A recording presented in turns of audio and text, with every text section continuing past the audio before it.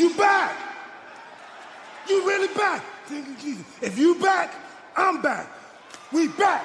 Hi, y'all. You're here. Oh, we back, Jay. We back, dog. Oh, we back in the saddle. Man, I was really worried about you. You started acting really weird for like 5 months. You know, you changed your hair. You were really mean to people. Were beating people up. Remember you made that kid in Brussels cry? And then you said you wanted to ruin wrestling. I mean, come on, did you really think that would work? But it's good to have you back. I'm not exactly sure how to start this, but I honestly don't even know how I got here right now. I've been doing this for almost 13 years, and I've never felt the way I feel. Now I, in a way, want more but feel less. I want more and feel nothing.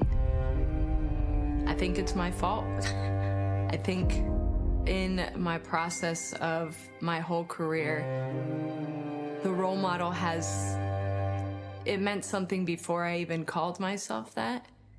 And I was treated like one before I even saw myself as one. Then I started to realize that I can make a change, that I can be an asset to the division by being a role model, by being that person that people came to, by being that person that people looked up to, whether it was in the locker room or on the other side of the barricade.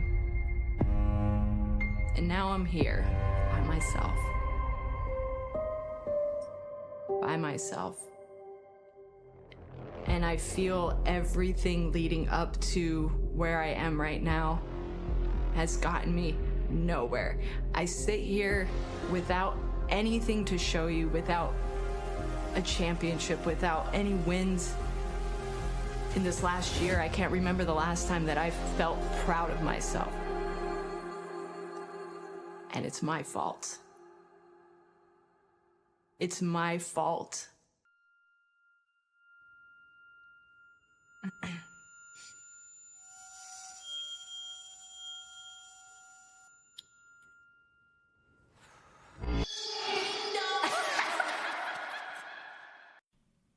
In 3, 2, 1, clap. Huh? Benoit balls. I still think Kevin Sullivan did it. I'm Aubrey Edwards. I'm not a wrestler. Tony's quick sniffs of the week. No, just my dickhead friends causing concussions and shit. All right, never mind. There's barbecue sauce. So good, half the face don't work. With Hogan that close up on the fucking camera reminds me of my racist uncle. I know you ain't listening, but you know who you are, you fucking racist. Uncle Oh my God, for real, don't tell me that's his name. Oh, no way. I was kidding. I swear to God.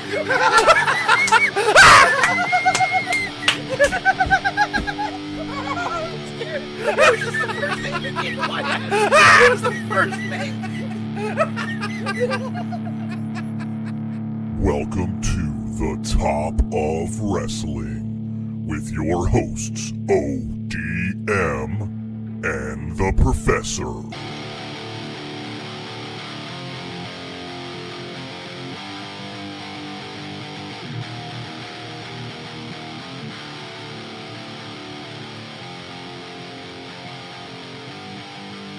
Good Wrestling Day.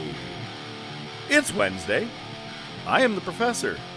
You're our listeners. He's ODM. And we're the Top of Wrestling Podcast. Thanks for coming on back as you do every week, and we appreciate it. Especially when you listen to us on iTunes, Spotify, Podbean, Amazon Music, Pandora, YouTube, Facebook, Instagram, or the X. And we're ready for another good wrestling day, and this week we do have a pay-per-view that we're going to be talking about from the Monday Night Wars era. Infamous for multiple reasons, and it's New Blood Rising. Judging by the base of our logo this week, I think you know how New Blood Rising went. But also this week, we got some news. We got Bring It to the Table, and our top topic. What got you into wrestling?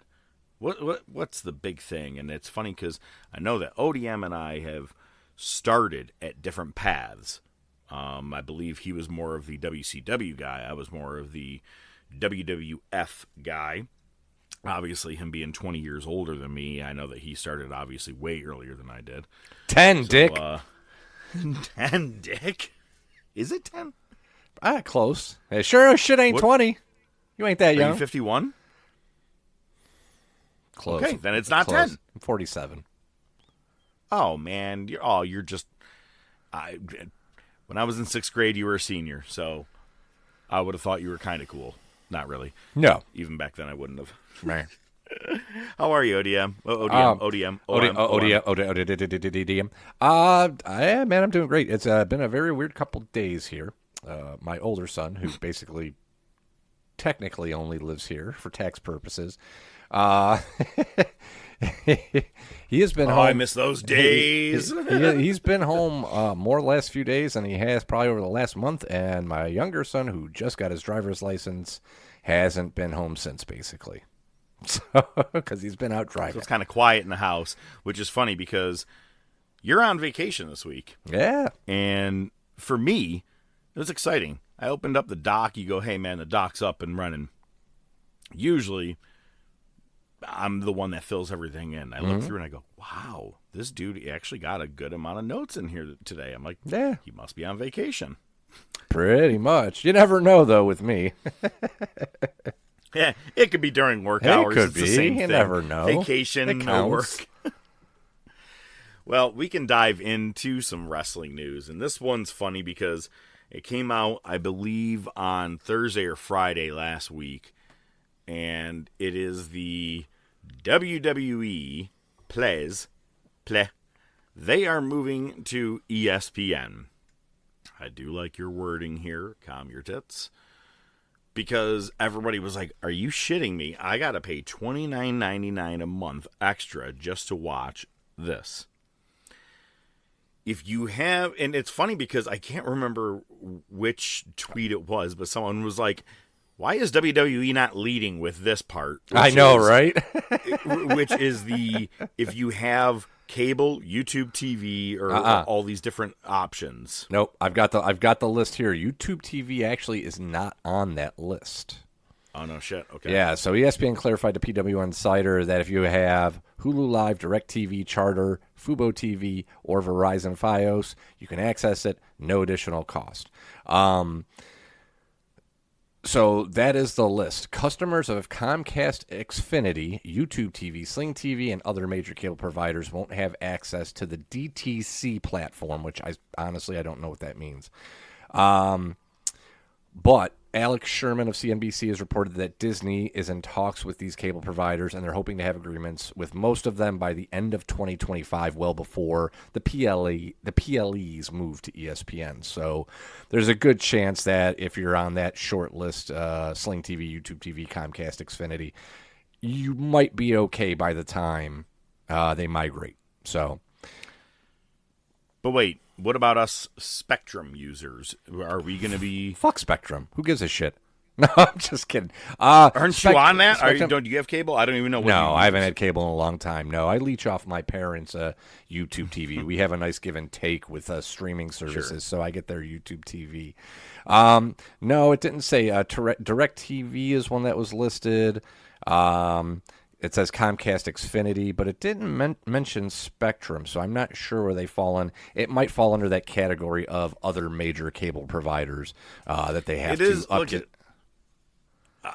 I'm going to say this. It's a bitch. It's a piece of shit bitch because think about, like, all right, if you are paying for cable just to watch SmackDown or NXT, which is on CW, you're also paying for Netflix so you can watch Raw.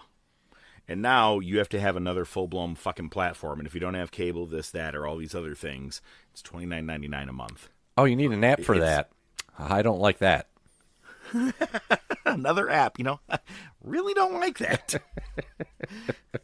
The app is the key to the car. Okay, all right. So dude, every time I watch that Dennis episode, I go, fuck, I'm him.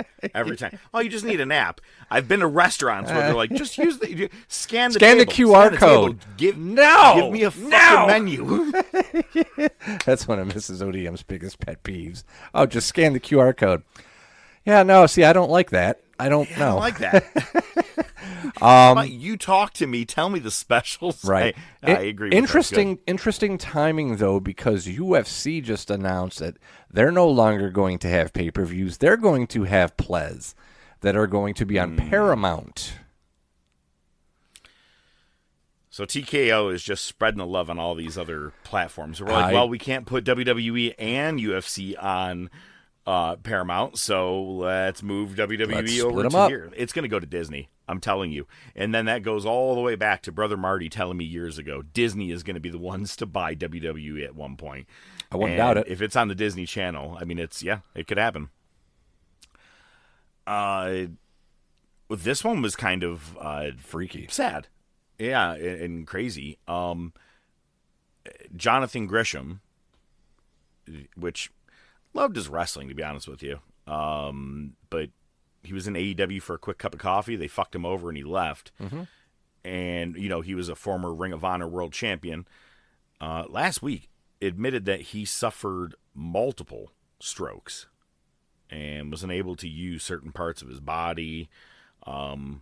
Obviously, him and Jordan Grace are together, so she had no problem picking him up and bringing him right to the hospital. Yeah, no shit, right? Probably firemen carried him the whole way there. I was thinking the Kenny Omega thing with the dog, but close enough. But no, best wishes to him. That sucks, man. It's just... it's pretty scary. It's scary. I think Jordan posted something online. It was a picture of Gresham in the hospital. His IV pole with him, and he's like... So he's already asking if he's going to be all right to wrestle next Saturday, this fucking numbnuts, and it was him, it was Gresham smiling, so it seems like he's in good spirits. So that's something to be, excited That's about. Cool. And I did see you put in here in the notes, it's Cena's last match. It's rumored to be on Saturday night's main event. I did see that, and I think it's because it's, if I'm not mistaken, in Boston. It is in Boston, yes. And I don't know, I didn't look. It was Cena's father that gave a quote to somebody basically saying his last match is going to be in Boston, which makes sense. It makes sense. Yeah. Not as much sense as him just turning babyface randomly when it didn't make a lot of sense. But right now, right now I don't think there's anything booked. So it seems like, and the last Saturday night's main event is like mid-December. So it would make sense. I hope, despite Goldberg, it's just a one-match show. The whole thing is based around John Cena. It's a build-up, and he gets like a 20-minute speech. I hope it all ends just right. Like, just right to fuck Bill Goldberg. Just a big fuck you to Bill Goldberg. Shockingly, Uncle Dave actually gave Cena and Cody Rhodes 5 stars for their SummerSlam match. I didn't even think it was 5-star. I didn't. But okay, fine. Yeah. I'll take a win, I guess, when you can. If you're going to finally give one to WWE, the last one was like Cena and Punk at Money in the Bank. Right. Don't ask me. It makes no sense. It was not a what we would call a 10-star match, not by any means. No. Probably just wanted to throw him a bone. I don't think we even rated these matches, but if we did, no, we did the nights. I would have given that like 6.5, 7 at best. Agreed. Yeah, it's about where it was. Yeah. But it is funny though, talking about Cena, that so on the day of All Out, which is in September, of course, for AEW. WWE was like, fuck it. We'll do another pop-up PLE. We'll just do one the same day. I gotta say, 1, okay, fine. 2, all right, it's kind of funny you're trying to do the same of. 3 or 4, you're kind of just being a dick. Yeah. And I mean, and look at, how often do I really want to defend AEW? But Tony's not putting things on your dates. He's like, fuck it, we're just doing our own thing. Right. And you're purposely like, well, we're going to put something else out there. Let's put Lesnar and Cena on a pay-per-view, because that's the rumor for this one. Yeah. And people will watch that and not watch All Out. Well, guess what? You also just jacked your shit to $29.99 for, or not this year, but still, you know what I'm saying. It's childish at this point, I think. even for Triple H or whoever's running this one. Well, and that's the thing. I don't think this is a Triple H decision. I could be wrong. This is Right, Bruce Pritchard. No, it's higher than that. It's a TKO decision. Okay. Right? It has nothing to do. I don't think anyway. I don't think it's a WWE problem. I think it's the parent company that's like, no, you're competition, and we're going to draw viewers away from you, which really isn't that hard. You'd have Triple H farting on a snare drum in the middle of the ring and probably draw more viewers than AEW. Yes and no. I think you're still going to have your AEW diehards. I'm going to actually play devil's advocate here. The ones who really want to watch All Out are going to fucking watch All Out. Oh, of and course. The ones that it's not like anybody's going to go, oh, well, I could watch it on Peacock and not buy AEW. One in like 100, maybe. 1 in 1,000 that are going to have that decision. Most people are going to go, it's on the Peacock when the fucking show is over. So I'll watch All Out and then watch it on the Peacock later. Yeah. So I don't think it's necessary to go head to head. It No, I just agree. really isn't. Yeah, no, makes no sense. Especially these days. But at the same point, we have a fucking pay-per-view like every weekend, so maybe Oh, God. clumping them all in one day is okay. I like watching Hot Ones. Me too. The wing eating show, and seeing where people can get to while still having a full conversation. And Macaulay Culkin was on there, and he actually talked a lot about wrestling, and it was cool because he put out some dream matches. He said, if I was to make a card, it would be, and these are fucking fantastic, Punk versus Savage in a steel cage match. And he said just because psychologically it would be a great setup between the both of them. Lesnar versus a very prime Andre. So we're talking like Afro Andre. We're talking like 1978. Right. Right. And Shawn Michaels versus Steamboat in a ladder match. I was like, dude's got taste. I like it. Yeah. He's all right. The ladder match for me is a little excessive. I think Hokey. HBK Yeah. Steamboat would be good in itself because HBK would not necessarily Hogan bump, but bump well for Steamboat and could play the good Yes. heel. I think it'd be a Yeah, solid you're right. Just a matchup. one-on-one would be enough. You're Yeah. right, actually, for 100%. those two. Can we press pause? I'm going to go play 2K. 2K? All right, dude. I saw it in Hangover 3. When Zach Galifianakis... Have you seen Hangover 3? No. I Okay. have better things to do. Zach Galifianakis gives a speech at his father's funeral. It's hysterical. And he's like... he was lying. He's like, my father would tell me constantly how I was his favorite. Like saying this as a speech at the funeral. And then after he's done, he grabs his cell phone and does a selfie right next to the giant picture of his dad in the casket. And it's funny because you're like, who would fucking do that? Was it Craig T. Nelson, the father? Is that somebody the guy else? that was in Arrested Development? No. Never mind, I got it wrong then. Yep. The father in Arrested Development is who the father was Gotcha. in Hangover. But, you think, who would really do that? Well, he's the Mountie. He takes selfies at funerals, that's right. With his wife. Took a fucking selfie in front of the goddamn casket and flowers and everything at Hulk Hogan's funeral. Good for you. That's just wow. Like I said, I never thought I'd ever see anybody do this. And when I saw it as a picture, I go, oh my God. And it reminded me of the Hangover. I saw it, and I was like, you got it. This has to be fake. They were looked taking AI, selfies right? all over the place, right? No, dude, because there was other pictures of them doing selfies, but it was like, at the wake or the reception hall afterwards or shit Sure. like that. It wasn't, yeah, dude, in it's front fucked of up. the fucking casket. Right in front of the casket. You're kneeling down, you say your prayers, and you stand up, you turn on your cell phone and snap a quick selfie. Which is hilarious because 25 years ago in the wars, somebody just happened to resurface. Jesus. Yeah. Wow. I didn't even really think of that. Wow. It didn't even occur to me when I was watching that. It's funny because when I was watching that on Saturday night, you sent me a picture and you said, look who's at the bar. And it was this guy. And I go, Okay. And I go, is that Bastion Booger? Is that Kyle Gass? I was like, who the fuck is it? And you said, let's just say I don't want to get a spine buster. And I go, you're fucking drunk out of your ass right now at this bar if you think that's Arn Anderson. And you admitted it wasn't Arn.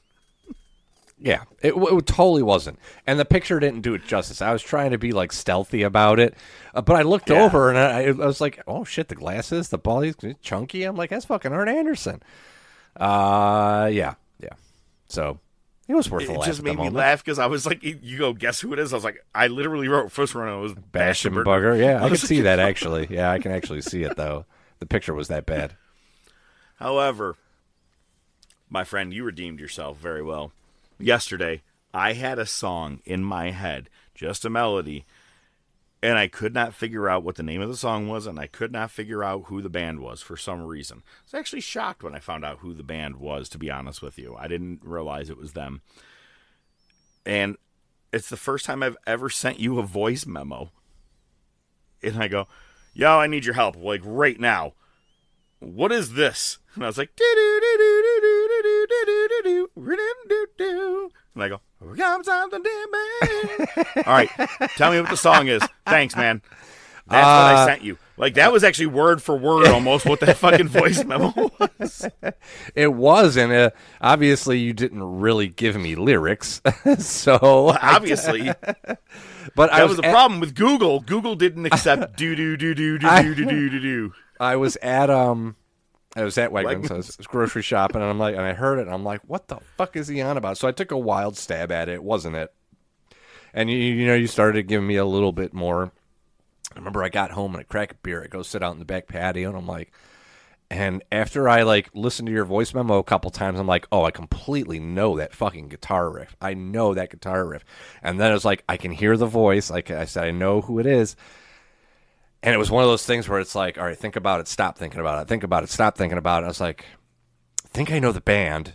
And I just started, but I didn't know the name of the song because I honestly don't remember the name of that song. And I was like, so I just started looking at Fleetwood Mac songs. I was like, never going back again. That's it. And as soon as I put it into YouTube, it goes, boom, ding, ding. I was like, that's the fucking one. I knew I could depend on you, man. Thank you. I appreciated that. Whiskey Man does that to me once a month. And where like it's a random song just like you. I don't know, man. It goes do do do do do do do. Usually I'm fucking good at it. That's the problem. But this one just stumped the shit out of me. And then I was actually surprised, like I said, that it was even Fleetwood Mac. Back to almost wrestling stuff. I do want to do a quick shout out. Not sure if he's probably listening. Highly doubt it at this exact moment. But NWA, our Nightwing analyst, who for several seasons on the show was a big part. We always had his weekly good shit.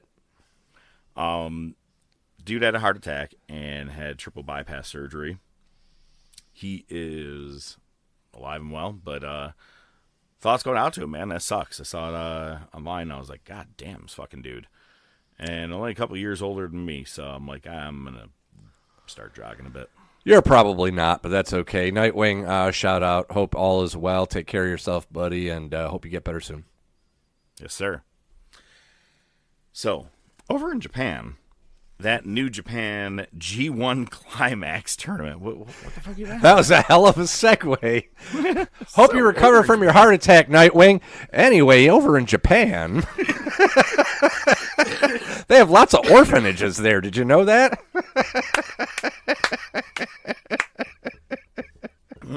Motherfucker said orphanages. All right. You're an asshole. All right. So, we're down to the last day. Actually, this morning is the final regular day, which is day 16 of the tournament, where everybody in the blocks have now faced each other. Obviously, you get wins if you win against Gabe Kidd, because he didn't show, right? But here's how things have played out. Evil, in Block A, Evil has 12 points. David Finley made a monstrous comeback and is at 10 points, tied with Yoda Tsuji and Yuya Umura and Bolton Oleg. However, their block, they're done. This morning is Block B's final day. And the people in the lead over in Block B, Zack Sabre Jr. has 12 points, while Ren Narita, Shato Umino, Konosuke Tatsuka, and Drilla Maloney, are at 10 points. Drilla Maloney and Great O'Connor at 8 points.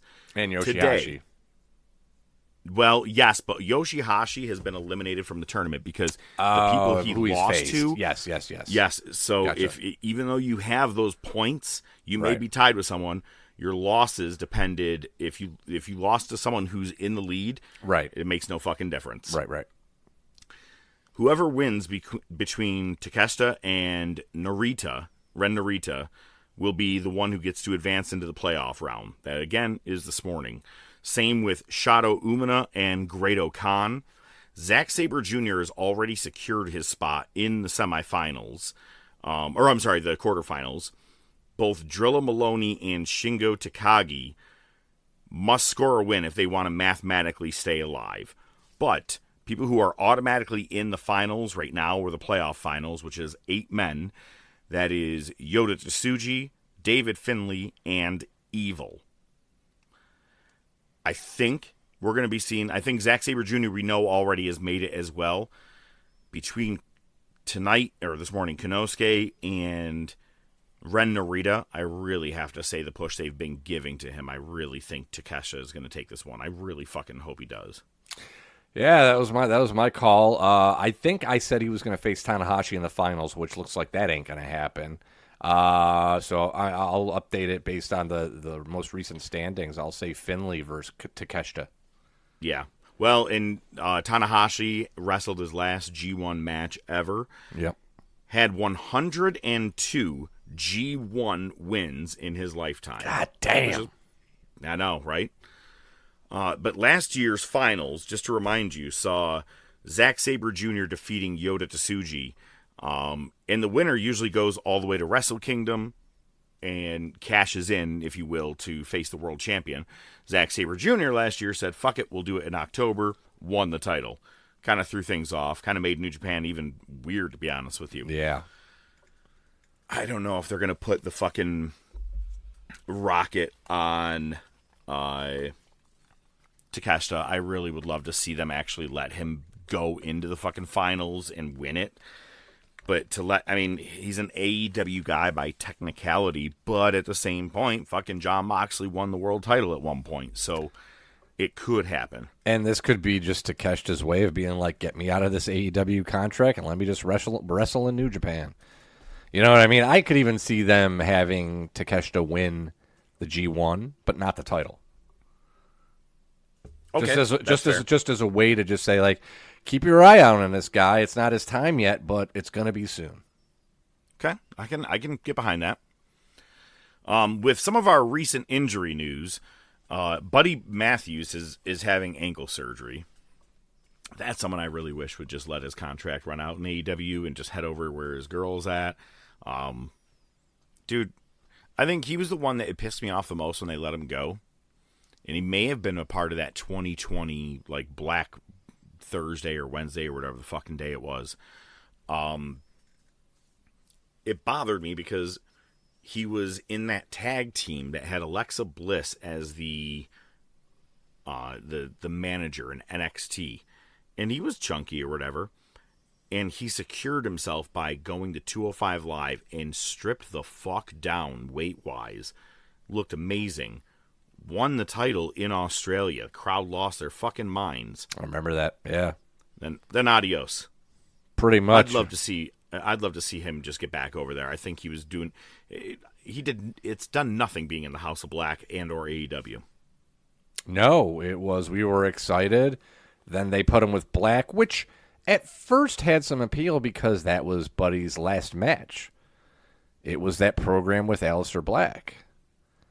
So all the more reason to bring him back. Yeah, I know, right? I mean, fuck, you might as well just run it back the other way, I guess. But after that, yeah, he just got lost in the shuffle, and he was just a guy that was there. That's what most AEW is anyway, just guys that are there.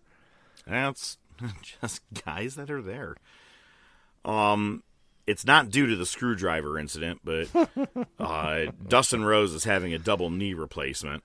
says it's not the end for the Natural. He'll be back. Maybe it should be.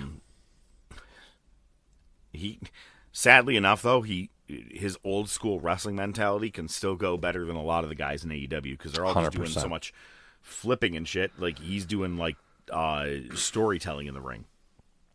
Yeah, imagine that.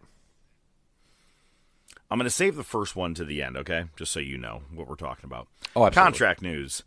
Kyle Felcher, he signs a new contract, or sings a new contract, as ODM put in here. But yeah, he signed his new contract, like a multi-year, multi-million-dollar deal. It's a TK deal. That's cool. And he's also the reason that, is why Adam Cole's like can't wrestle right now. I think it was the injury to him. Probably not, but I'll put it on him anyway. Mr. Glass. Austin Theory was removed from the roster. I see he wrote January 6th here. There's speculation that there's a connection that Austin Theory was at the January 6th riots. Whether you want to call him that or not, don't at me.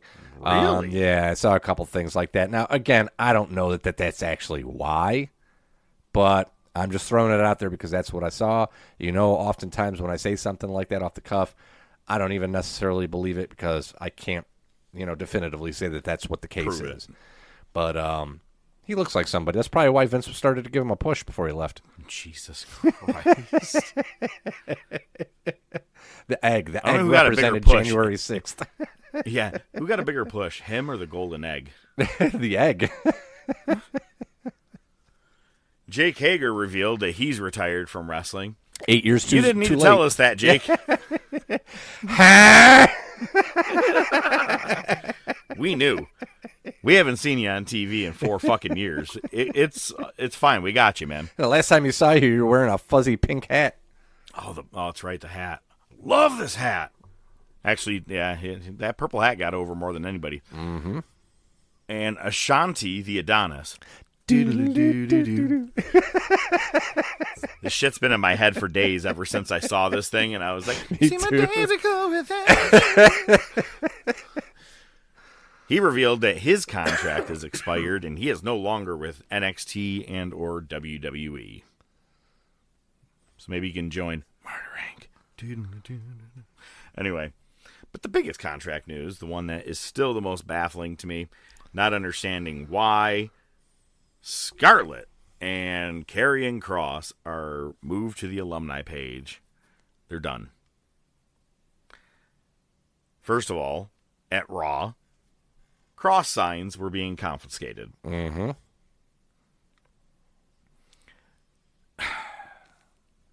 I don't get it. I just don't fucking get it. And he's got a book coming out, and that's out right now. And I'm not sure if it's like perfect timing with it, and they're like, we'll use this time while you do that, and then you come back, whatever. But is it an R-Truth situation? They did blur the lines. I guess there's a lot of people who are pissed off backstage about the Seth Rollins injury. And I'm like, and this is my point. Why are you mad? Did it bother your day to know that Seth was or was not injured? Yeah, Did you have seriously. your match? Fuck off. Who gives a shit? You don't have to know every little story that's going on. I want to believe that Cross is somewhat of a storyline, but I'm not sure, and it sucks. Especially, one of the things I saw on his documentary that came out, The Killer Cross Part 2, is that he said that he was told to not acknowledge the fans when they were saying, like, we want Cross, and he's like, how can I not? Like, everything that they're doing, but people were... They didn't want another yes movement. Yeah. It sucks, man, and I don't get why, because character-wise, on the mic-wise, what fucking more do you need? Mm-hmm. Well, yeah, I mean, that's true. This does seem just dumbfounded. I mean, him losing to Sammy on the pay-per-view, or the play, kind of sealed the deal, right? Right, it was a You're sign. you're leaving, you're taking the pin. That's all there is to it. Because hopefully it'll help kill the momentum that you're gaining naturally. I agree with you. Even if you got rid of Scarlett, I could understand that. It's just dead weight at that point. He doesn't need her. It definitely adds to it. I ain't mad at it. It adds. But, there was something interesting that I caught, and it's worth discussing because, when we first heard about it, we kind of scoffed at it. But now that somebody kind of examined it, maybe there's more to it. There was that thing going around that cross won't bump. Right? Right. I listened to Cornette's review of SummerSlam. He counted the bumps during the Sammy match. And he said most of what you would qualify as a bump as a wrestler, and this is from Jim Cornette, so, I mean, you can't really argue it. Sure. Most of the bumps that Cross took were offensive bumps. It was him giving offense. He said, like, flat back, like, I'm taking a move and I'm hitting my back. He said there was, like, 4 in the entire match. Interesting. So maybe that has something to do with it. I don't know. I just found it. I got to go back and rewatch that match now. Yeah, right. How many were like actual bumps or offensive, right? Like you didn't let someone else do the move to you. Right. You did a flying forearm, so technically you landed, on the mat, but that's because you were giving offense. Yeah, I would never count that even as a bump anyway. Right. But But still. again, if Cornette counts it, take it for what it's worth. Interesting. Well, this past week we had some results, and just a couple of things here that made me laugh. Dynamite was at an all-time high of just the drizzling shits. Queen Amnesia, whatever the fuck her name is, I sent you the video of it, and I was like, Jesus, it's so fucking bad. It was cringeworthy. It was I extremely looked cringeworthy. away from my phone. It was so cringy. So, I don't even know who she was doing the move to. Who cares? Exactly. But there was a chair on the outside, and it looked like she was trying to... Do you even know? Can you explain what she was doing? Because I feel like I am not going to do this justice for a listener.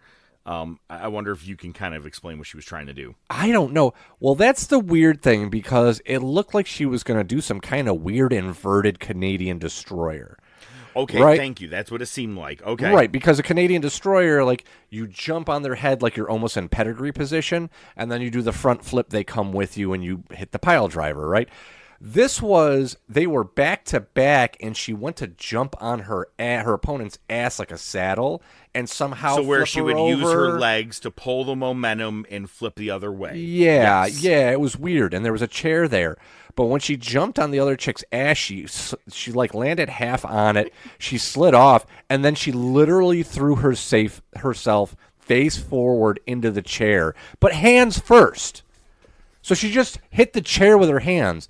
It was like if she did the Ace Ventura bump, where he said it was halftime, and he goes face first into the bench. But she put her hands down instead. Yes. And then the person that she was supposed to do the move is still bent over like, are we doing this or what? She didn't even... That was the other thing that made me laugh. She didn't even clue her in, like, fuck it, we're just going to do the bump. Right, ready? And go. And she's bent over. She's like, what are we doing? Anybody?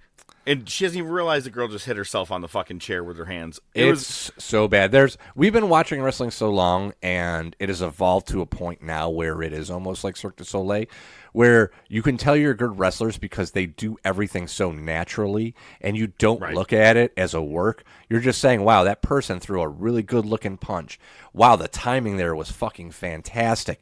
I was watching Raw the other night, and there was some like that fucking Maxine Dupree match against Becky Lynch. I watched that shit, and I was like, I'm actually going to pay attention just to see if Dupree's gotten. No, she hasn't gotten any better. Nope, still terrible. Right, wrestling underwater, just all that shit. But this just takes it to the next fucking level. This was awful. They should have both just fell down to the ground and acted like they were dead and make it a double count out. But it's AEW; they don't do count outs, so it was a bad botch. If you haven't seen it, definitely look it up. It's Queen Amnesia or whatever. So, the Chiron for the Young Bucks. Look at that. I got the word right this week. Thanks to you. So obviously it's every week it's just they're getting the very bare minimum of, entrance and the screen wouldn't lift. Yes. The Chiron this week just said Max and Jeremy, which is fucking fantastic. Yeah. Because when they were in TNA for a very short period. Very short time. They were Max and Jeremy Buck. Mm-hmm. And it's just so funny to me. And they weren't even the Young Bucks. They were Generation Me. So it's just the fact that they use Max and Jeremy. I'm like, look, they're kind of making fun of themselves. I'll at least appreciate that a little bit, being that it's the Young Bucks. But whatever. Kind of like you mentioned earlier, John Cena. The heel turn that just. All right, we're just gonna flip it right back. Fuck it. Never mind. Never mind. Forget him ruining wrestling. Forget anything he said. 2 days before the pay-per-view. 2 days before a pay-per-view. And Ron Killings is like, well, fuck it. If you're back, I'm back to R-Truth. Listen, I'm very hypocritical when it comes to comedy and wrestling. Sometimes I like it, and sometimes I despise it, right? It's a matter of preference. I have said probably for 2-3 years Ron Killings is a national treasure. And here's the thing. We haven't even talked about this the last few weeks. They've completely botched this whole Ron Killings heel turn because 100%. Nothing's happened with it. He cut off his dreadlocks, and he hasn't been on TV since. And then Cena turns face again, and he shows up, and they do the mirror thing where they both raise a hand, and he does the heel click. I pop like a motherfucker.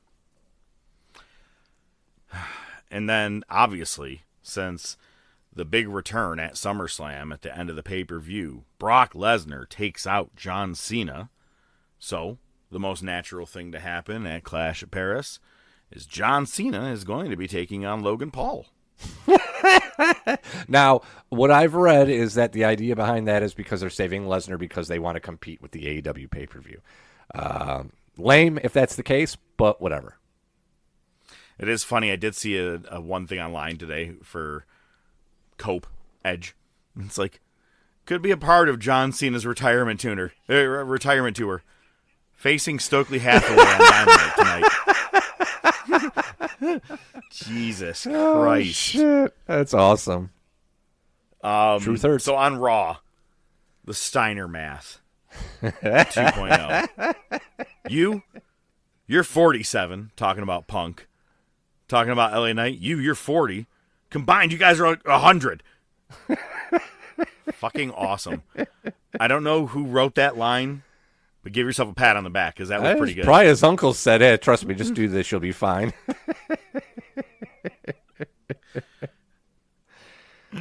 The world title match is set for Clash at Paris. It is going to be Seth Rollins defending against Jey Uso, LA Knight, and CM Punk. So Rollins retains. Yeah, 100%. This is a match just to make sure that the fans get to see some spots and their favorite wrestlers. That's it. It'll end in chicanery with this chicanery? Braun Breaker. Defecated through a window. Sorry, I've been watching Better Call Saul. But obviously the Brons are going to get involved, Braun Bronson. Oh, yeah. I mean, it's going to be the same thing that we know it's going to be. The best thing to come out of Raw. By the way, there's like 17 different El Grande Americanos. I can't keep up, and nor do I even give a shit anymore at this point. Yeah. But the best thing for Raw was that Bayley video package, the vignette, the promo that she did. It was like a sit-down interview, but there's nobody interviewing her, basically, is what it was. It was the most naturally awesome heel turn I've seen, and it was great because she's sitting there talking about, I'm a failure. I've lost everything. I haven't, been on a winning streak, this, that, yada, yada. And then you start getting the screeching sounds like you would get for Bray Wyatt's video. Yes, which I thought was cool.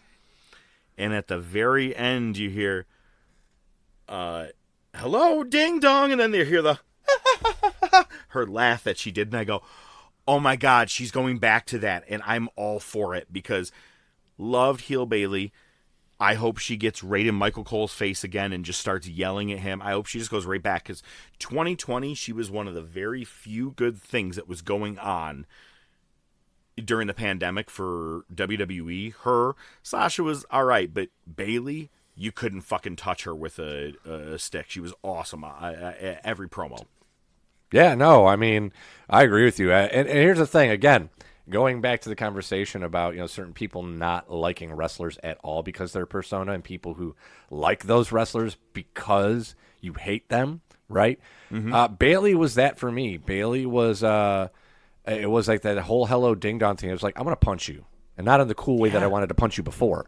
So she was a Karen, and it was the Yeah. best. She even had the Karen haircut during it right? too. Yeah. No, we're not talking about Karen Jarrett. But you nailed it. You nailed it. She was vulnerable. She was showing her frustration. She didn't overact it. She probably is frustrated. She probably tapped into that, and it was great. Like you said, the screaming and then the hello ding dong, that was fucking perfect.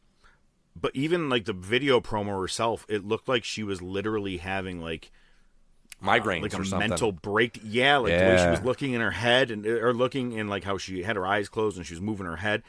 That's why I said, and then they put in the screeching sounds like Bray Wyatt, and I go, wow, okay, I'm in.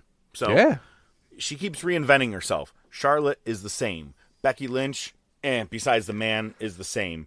Sasha Banks is still the same fucking person since day one. Out of the 4 horsewomen, Bayley is the one that has kept herself moving. No, 100%, 100%. And she was the last one to come to the roster, too. The other 3 made it there before her. I talked about last week how I was kind of turned around on Becky Lynch. I'm not. But I did re-see the thing with Dupree last week that I referenced. Because Natalia got all in her face. She's like, all right, I accept your challenge. Not you, though. Her. And she looks at Maxine. Becky Lynch looks at Maxine Dupree. See you next week, sweet cheeks. I loved it. That was good. The best part is on Raw when she faced Model Girl, as Cornette calls her. It was funny. She came out in this weird fur coat. And I was like, okay, now wait a minute. We've gone kind of meta and in reverse here. Did she raid Seth's closet, or did she steal back the coat from Seth? Like, I feel like they're doing this thing where they're sharing a wardrobe. Stupid question, but I would assume when it's your own gear, you're investing your own money. Right. You know what I'm saying? I don't know what their reimbursement policy is. Sure. Think about Seth does not repeat one fucking outfit. The amount of glasses, the different ones every fucking time. I'm like, this dude is blowing his fucking paycheck on the weirdest fucking clothing that he wears once. And then gives to his wife. His wife gives back to his wife. It's like that episode of IT Crowd where they keep cutting away from Roy, and every time he comes back, he's got different sunglasses on. Yeah, 100%. I can't. Yeah. Anyway, I don't know why that shit actually bothers me when I'm sitting there watching. I'm like, how much money is he spending on his shit, man? I'm like, that's expensive shit. Yeah, but again, reimbursement policy possibly, and there's also Temu. They both Temu, and they both make a pretty decent penny. So, well, I was gonna say he's also a very slender woman-like body, so I'm sure he can get clothes a little cheaper than a man. At least he doesn't have that heroin face. No, just the annoying voice like a meth addict. There you go. Oh, my God. Never mind. Carry on. Go to the table. Just bring it, bitch! Oh, my God! Last week was a little bit of a different episode for us. We worked really hard. We worked really well together, but we were on a motherfucking time crunch because I had to go look at a house. It's probably why I was so silent during the wars. Which I did like that, by the way. I don't think I'm going to get feedback here. But last week, we did get a house. We are officially going to be moving into Watertown. So I wanted to say thank you for your flexibility last week on moving up the recording time so we could get shit done. And it did make me laugh, though, because later on that night, I get back and I'm getting ready because I need to now edit the show. And I text you and said, hey, I need you to put up the wars or whatever it is. And you said, I'll have it up before midnight. And I said, I don't know what fucking time zone you think I'm in, but I'm going to need it much fucking sooner than that. It's 8 o'clock and I'm staring at my fucking computer. What the fuck are you talking about? He had it up sooner, but it made me laugh. And you're like, before midnight. I'm like, the fuck is this guy smoking right now? I was accurate. It was before midnight. You're an asshole. Mazel tov on the house.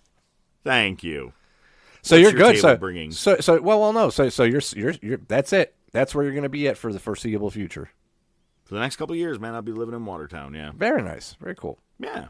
All So we'll right. have to have you come up for a pay-per-view or something like that, or whatever. I was going to say something smart-ass, but yeah, no, that's fine. Yeah, I know. You're At gonna least, say at least you got more than a sub shop and a bank, so that's a good start. There's actually 2 sub shops. Oh, Very excited about nice! Good to have choices. Actually, I'm right next to a strip of like 8 different fucking car dealerships. It's like how close I am. Like, Well, if your car goes and you need a new one, you're in good shape. might become a car salesman. Who knows? Hey, that's actually not a bad idea. Nah. Nah. With my leg right now, I'd like to see that car. All right, well, I'll tell you what. You start looking at it. I'm going to waddle myself over there, and in 10 minutes, you tell me if you're interested for a ride. Well, it's funny that you bring up your bum knee. It's better than your segue earlier. The other day, I don't even know what happened. Over in Japan. About it. There you go. That's a callback. About 10 years ago, I broke a bone in my foot, and not even a cool way. I was literally one of those days I got home from work, and this is when I was still working in the office, came home. I was like, I'm going to start drinking some beer. I grab a beer, I go to go outside and have a smoke, and I went down, and my foot just turned sideways. That caused a fracture. I ended up going to the ED, and I was working at the hospital at the time, so, I mean, I knew everybody in there. I was like, hey, how's it going? And sure as shit, I was in a boot. I ended up at one of your shows hobbling on one leg to smash a guitar with my crutch. One of my favorite memories. I was going to say, we finished doing 10 years after. I'd love to change the world. I'd love to change the world, yep. Smash the guitar, and then you go up with your crutch and beat it like it owed you money. And I didn't expect it, and we all I bent laughed the on shit out stage. of that crutch, yeah. Your wife was yelling at me because I was like, it's not that bad. See, and I walked on it. She's like, don't walk on it, asshole. That's why you have crutches. Yeah, But, great. yeah, I'm glad that she does that to you because she's been doing it to me for fucking weeks with my leg here. you had found the guitar on the road. Like, you're literally driving to the show. You're like, dude, I found this acoustic guitar. I just grabbed it. I'm like, I don't know. I think I painted the band name on it. I think I'm going to smash it afterwards. Because I never smashed a guitar. It was a fucking life dream. It was, and it's great because it was an acoustic, and I was like, Jesus Christ.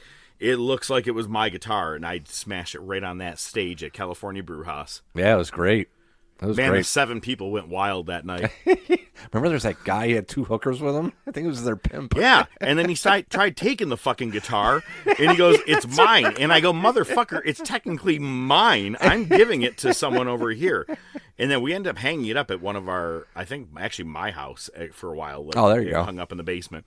But he tried taking it. Yeah, the guy with the hookers was trying to take it. I'm like, what do you need this fucking broken guitar for? What a weird night. Anyway, has nothing to do with the story. And the beginning of that night was even more fucked up. That boy's wife shows up to my house in Greece. You remember where I was living? Oh yeah, there yeah. behind You lived Delta right Sonic? near me. Yeah. Yep. So she parked behind me. I had my vibe, and even though full blown well, I fucking knew their car was right behind me. I got in and just zoned out. I was looking at something. I go, okay, cool. Reverse. And normally I don't have to use the gas because it was a fucking downhill driveway. Slope, and right. I smashed into the car that boy had for like 36 fucking hours. And I had to go to the show and tell him. Oh, so it was clean. Oh, yeah, dude. Never mind. At that point, yes, it was. The Nasty Boys weren't upset. I had to go into the show, and he goes, you're fucking with me. And then he calls her, and he's like, did he really run into my car? She goes, yes, it was a headlight, and he was pissed. Yeah, big fucking surprise. I was like, you got insurance, man. I'm sorry. It was a fucking accident. Fucking Big Deborah had to waddle down to the fucking repair shop. Somebody backed into my headlight. We have gone. All the little Debbie snacks are coming out. You realize this was a bring it to the table. I was like starting to set up. Yeah, we went left field. Once again. Anyway, it started with me breaking my foot that one time, and from time to time when it's cold out, I can feel it. Right, I can feel it in that bone. If you've broken a bone, you know what I'm talking about, right? So the other day, it just started hurting, right in that same area, and I'm like, and it had just rained, and you know we're like in the middle of a drought here. Like, it has barely fucking rained. I haven't had to cut the grass in almost a month because it hasn't rained. You can cut your foot on the grass if you go out with no fucking shoes. Yeah, no shit, right? Yeah, exactly. Can't throw my cigarette in the yard anymore. I'll fucking set a wildfire. But it had just rained, so I'm like, well, maybe like the pressure change because it just rained, and it rained, a good burst. I was like, maybe that's why. All right, whatever. Next day, it's still hurting a little bit. And then Friday comes around, and then my calf starts hurting. And I'm like, what the fuck? I'm like, is my walking weird? So now my calf's strained. Is something going on? So Saturday comes around, still both things are hurting. And at one point, I'm like, you know what? I'm just going to go lay in bed. I'm just going to elevate my leg, right? Rest, ice, compression, elevation. That's what you do. That's all I've been doing for 2 fucking months, my man. Exactly. I figure Mrs. Professor should be very proud of me for knowing that. But, I actually played sports. I was cool when I was younger, so I actually know these things. So I did that, and Mrs. ODM comes in. She's like, we're going to be doing some traveling next week. We're doing a lot of walking. She's like, maybe you should go to urgent care and just get your foot x-rayed, just make sure you didn't break something. I'm like, okay. Of all the times that you're going to say something to me like this is the one time I agree where I'm like, you're probably right. You're probably right. I might have just fucked my foot up and broke something. And if I'm planning on walking for the next week a lot, yeah, it's a good idea. Let's shoot down to it's urgent care. More. Right. It's right down the road. They got an x-ray machine. We'll go. Yeah, well, no, I learned something about urgent cares that I didn't know in all of my years working in the hospital because, I get a lot of knowledge secondhand just from observing shit. Basically walked in. They never even offered me an x-ray to look at my foot. They said, oh, no, you have calf pain. It could be a blood clot. Go to the ED and get an ultrasound. So naturally, I kind of start freaking out because I was not aware of that protocol. I'm like, do I have plantar fasciitis or right? What the fuck? Exactly. So naturally, I started freaking out a little bit. I get there, they do the ultrasound. The lady's like, "Yeah, if you go to urgent care and you say you have calf pain, they're sending you to the ED for an ultrasound." I'm like, "Oh." So I get out, probably waiting around 45 minutes for the radiologist to come give me the results. And most healthcare places have a thing called MyCare or MyChart, where you get notified when you get results, after visits, summaries, billing, all that stuff, right? Get it right on your phone through an app. Just fucking around my phone, waiting to hear from somebody. Look, you have a test result. I'm like, oh, word? Log in. No deep vein thrombosis. Everything's normal. Sweet. Weight off my shoulder. I'm just out of shape. I'll be fine. Now I just got to wait for this asshole to come out and talk to me, because at this point, I'm not going to stick around for another x-ray. I don't want to be here for another 4 hours, right? I don't care if my foot's broken at this point. You know what I mean? Fuck it. Fucking an hour goes by. I go up to the front desk. I said, listen, I need you to discharge me. I said, I just got the results. I don't have a DVT. So. I know the results. I don't need to talk to anybody. Listen, I know I'm not a radiologist, but when it says normal, no bad thing, I think I'm pretty safe here, right? Right. You don't want to wait for the results? I'm like, I just read the results. You know what I really hate is when you go to pick up something from the pharmacy and they're like, the pharmacists want to speak to you. I've been taking this shit for fucking 7 years. I don't need to listen to him, dude. We're fucking fine. Well, what if he wanted to tell you had a really cool haircut? You look just like CM Punk. I do not. Going for a Roman got about as much gray as him, too. Fuck you. So anyway, did you get discharged? Oh, baby, did I? Christ. Mrs. ODM was that excited that the foot wasn't broken. Grabbed a couple of boxes of rubber gloves and whatnot while we were there. It's not even a Saturday night.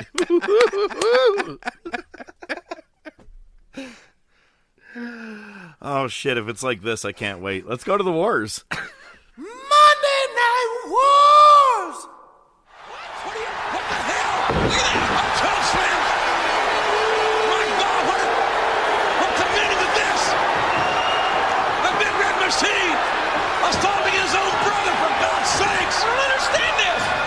What's he doing? Oh my God! He just toe slammed the Undertaker through the mat! All the way to hell! Why? Why, King? Why turn on your brother? Kevin Nash, you walked out of New Blood Rising last night as the #1 contender at the Fall Brawl. However, tonight Vince Russo put your match on the line with Big Papa Pump. You know, one thing I've got to ask is I want to make sure that Russo gets drug tested, because I don't understand why I'd have a match last night, come out victorious, and now I've got to put up my #1 contendership in a match with Scott Steiner tonight. I talked to Russo in the back, and Russo says that he deemed that I needed to give Scott Steiner a second chance. Well, there's a buddy of mine sitting in Orlando right now that's been wanting a second chance by the name of Scott Hall. But I guess the brass hasn't deemed he deserves a second chance. So until Scott gets a second chance, there ain't going to be no second chance for you, Steiner. And if you want to see Big Nash tonight, you want to see Big Sexy in the ring, it's real easy. I'm the #1 contender. The only guy hotter than me right now is Booker T. If Booker T will see me tonight, you'll see Big Sexy. If Booker T doesn't want a match, hey, I'll fill some time some other way. It's the Monday Night Wars. It's New Blood Rising, and it is the day that we have been waiting for a long time. It's Judy Bagwell on a forklift, and I don't know, the winner gets a fucker. I don't know, whatever it is. Let's see what happens in the Monday Night Wars this week. Woo! Well, I missed that outtake, thankfully. New Blood Rising 2000, the only New Blood Rising pay-per-view on August 13th, 2000 in Vancouver, British Columbia. Didn't exactly make it back to August next year. Yeah, we open up with 3 count with Tank Abbott versus the Young Dragons. It is a gold record / recording contract ladder match. Apparently, they didn't want to use the pole for this one. So, 3 count has to pull down the record because it's their gold record. Young Dragons have to pull down the contract. That way they can control that 3 count will never record another song because Russo. Abbott is wearing a 3 count shirt, and it has 3 circles on it because there's 3 of them. But 2 of the circles, the outer ones, are perfectly placed right over Abbott's nipples to the point where he cuts holes in them so his nipples are popping out through the shirt. I had to look at it longer than I wanted to just to make sure that that's not how they designed the shirt, that the nipples were actually printed on the shirt, because you never know with Russo and WCW, especially in the year 2000. No, he just cut holes for his nipples to pop out. I used to think Tank Abbott was pretty badass until I saw this pay-per-view. Oh, but wait till we get to Nitro, because we do a fucking 180. I see a sign in the crowd. Don't trust fat chicks. They will tell on you. And steal your ice cream.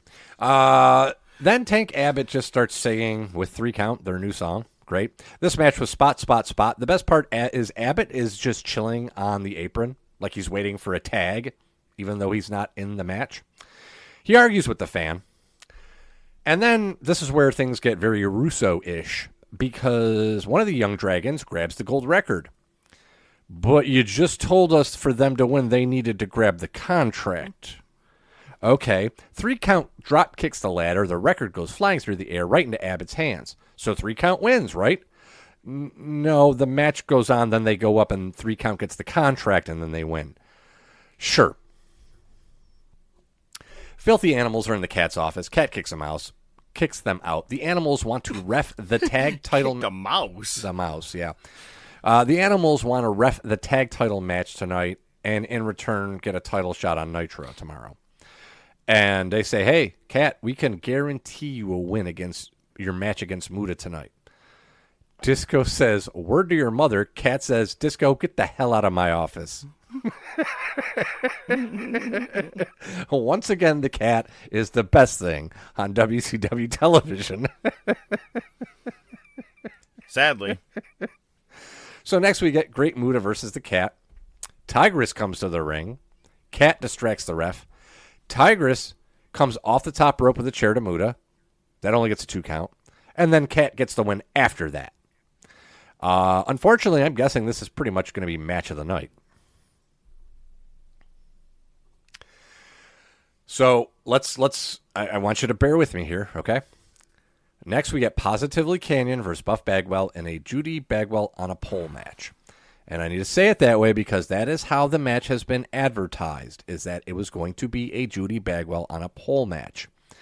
Which is so funny that they even originally called it that. And it's like, what pole was holding this fat bitch up? Well, Judy gets wheeled out on the forklift. Commentary is confused. She's not on a pole. No shit. Canyon gets on the mic to massive boos, and he does the David Arquette, shut up! which is awesome, by the way. Canyon says he couldn't find a pole that would hold that big fat battle axe. So now it's officially a Judy Bagwell on a forklift match. Of course. Just when you thought it couldn't get any worse, they start going for pinfalls. Isn't the idea to go up and get the person off the thing? Isn't that how the match is won? Okay, sure. Then we hear DDP's music hit, which Canyon's been using. Mm-hmm. Yeah, no, it's not DDP. It's David Arquette. Yeah. Buff hits a double blockbuster to win, and after Buff leaves with Judy, and Canyon hits a cutter to David Arquette. And I'm proud to report that this is the last time we will see David Arquette on one of these shows. No! Yeah. Next, we see a police... We're going to have a best of David Arquette episode one day. Is it just going to be crickets the whole time? Wow. Come on. Shut up! Fair enough. We see a police escort for a purple limo with Canadian flags. It's Lance Storm. Next, you get MIA, specifically Captain Erection and Corporal Cajun, again, the words that I say sometimes, versus Jindrak and O'Hare versus The Perfect Event versus Chronic for the tag titles. Filthy Animals are your guest refs. Conan is on commentary. Disco says, if any of you bums lay hands on us, you'll be DQ'd, fine, and you'll be wrestling polar bears in Alaska. Then the Painted Freaks interfere. In case you forget, the Painted Freaks is Great Muta, Vampiro, and the Demon. And then this is where things get even more confusing. Brian Clark grabs Disco by the throat, which should be a DQ. And then he goes back to Colombo, which is where Brian Adams is. Chronic hit their double team. Lieutenant Loco comes in, that's Chavo, and attacks Disco. Takes his ref shirt and counts 3. You just cost your team the tag titles by doing that. And Conan on commentary goes, wait. And then Conan says the cat double-crossed you. I think Lieutenant Loco don't know what the fuck's going on. I don't think anybody in WCW knows what's going on. Next, you get Shane Douglas with Torrie versus Kidman in a strap match.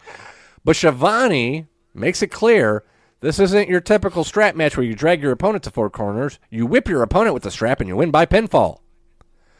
Sure. But not really, though. But not really. But not really, though. Not that kind of strap.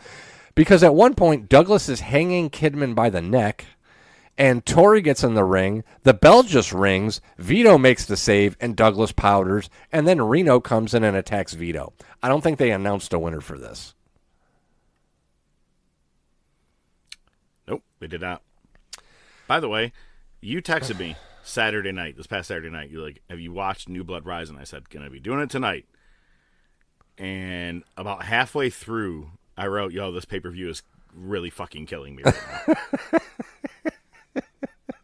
This is a lot. This is one of the biggest shit shows ever.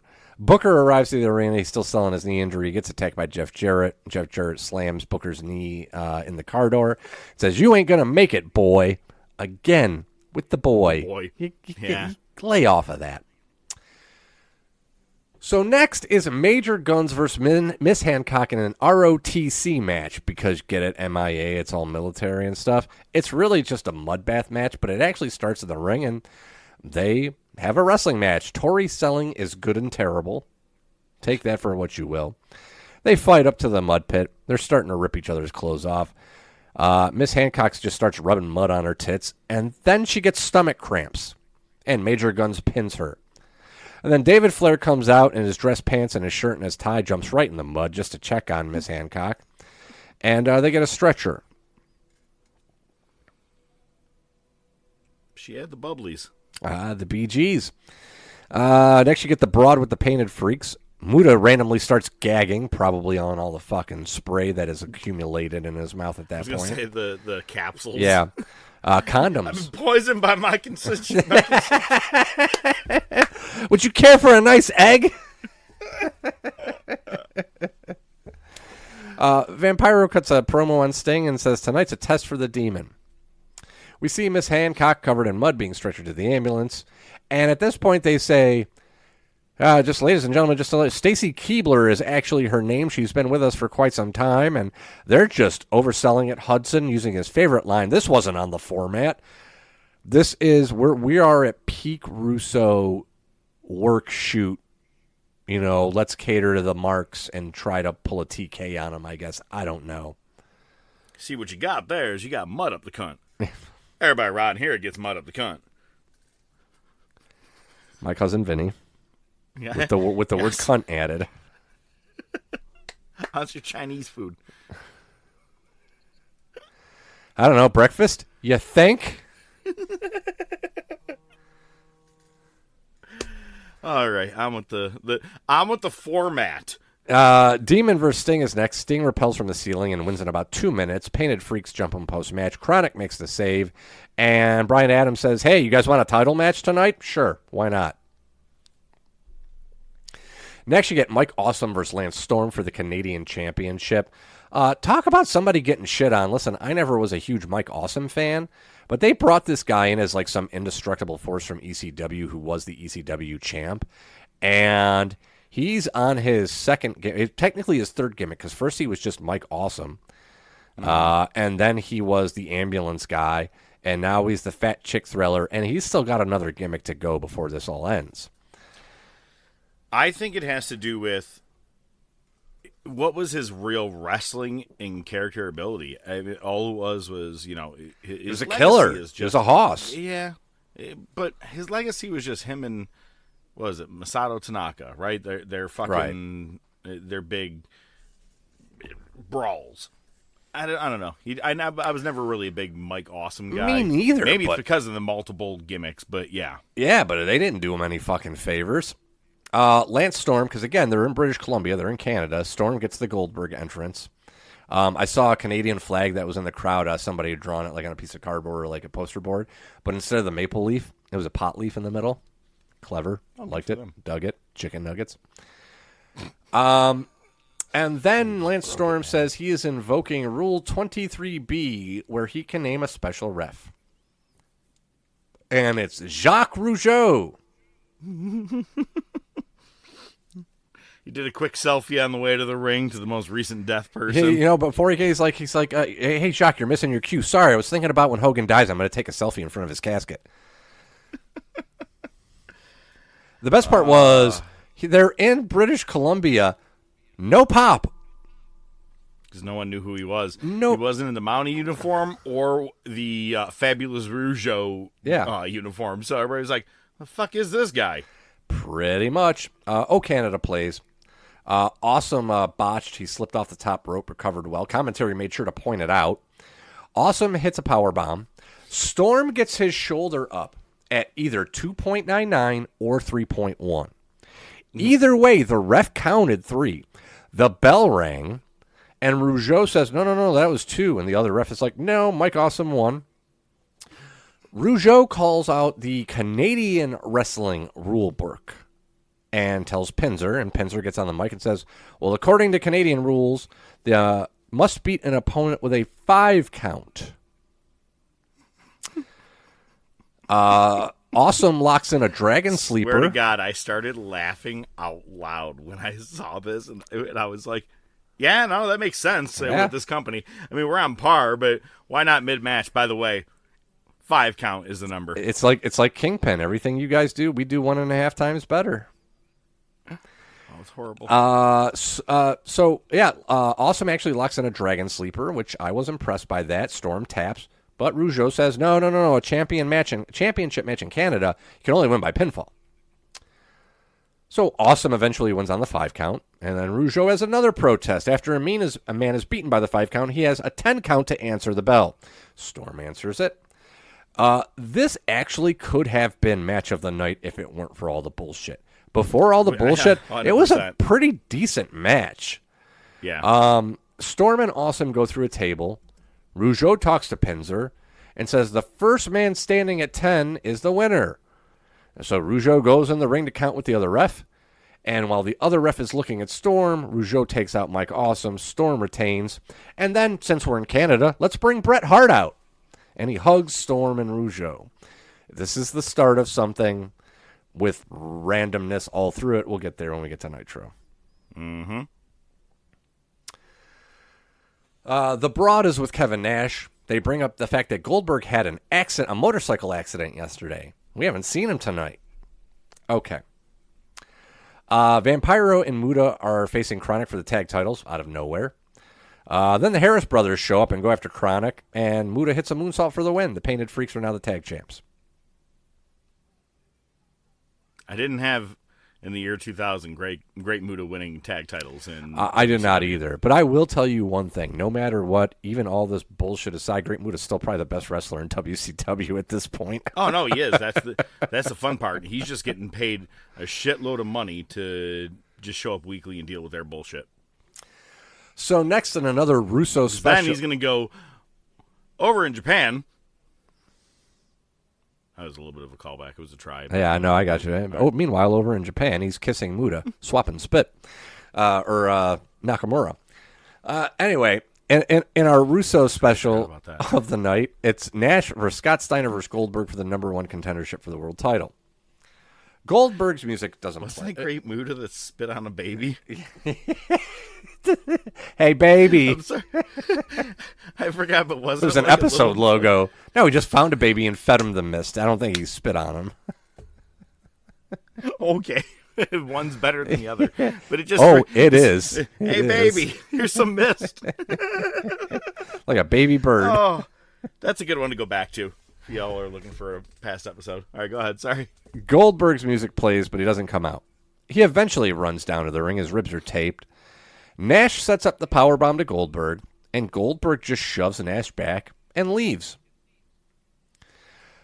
And commentary naturally is selling it. This is Russo doing his bullshit work shoot angles, because on the internet it said Goldberg didn't want to job out to Nash, and that was the internet rumor. So Russo catered to that by doing this angle, and Russo comes down, gets in Goldberg's face, and Goldberg just says, "Go fuck yourself." Then Madeja comes to the ring.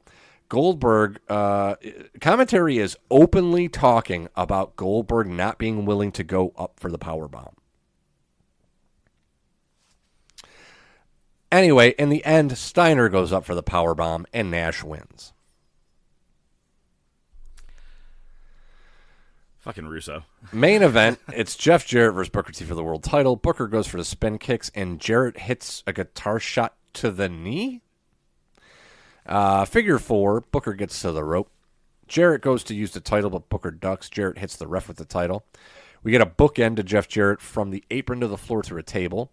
And then the Opie ref comes to the ring. He goes down. Jarrett hits the stroke to Booker on a chair. No ref to count. Lil Nate comes in as the third ref. We get a 2 count, and then Booker hits the bookend again and retains. Hooray.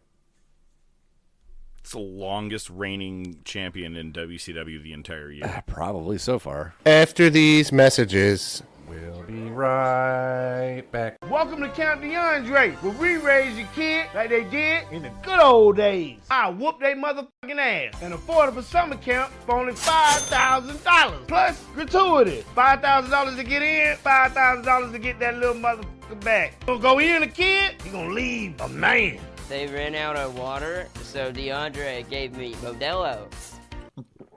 I hate Capri Sun. These phones and iPads, bad for your kids. I teach them the games we played back in the good old days. Domino, motherfucker.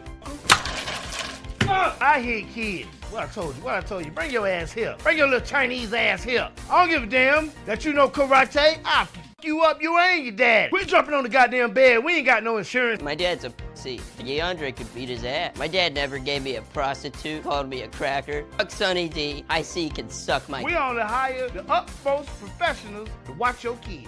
None of these fucking kids respect me. Get the fuck on the ground. Swimming lessons is canceled till we find somebody who know how to swim. We got a tubby motherfucker know how to swim, but he won't take his shirt off. They're a bad example for these kids, man. I could swim with my shirt on. It doesn't matter. I don't know why I'm making a big deal about it. And today's field trip will be to the corner store to buy Black & Miles and possibly hookers. Hey, little motherfucker, pull my truck around.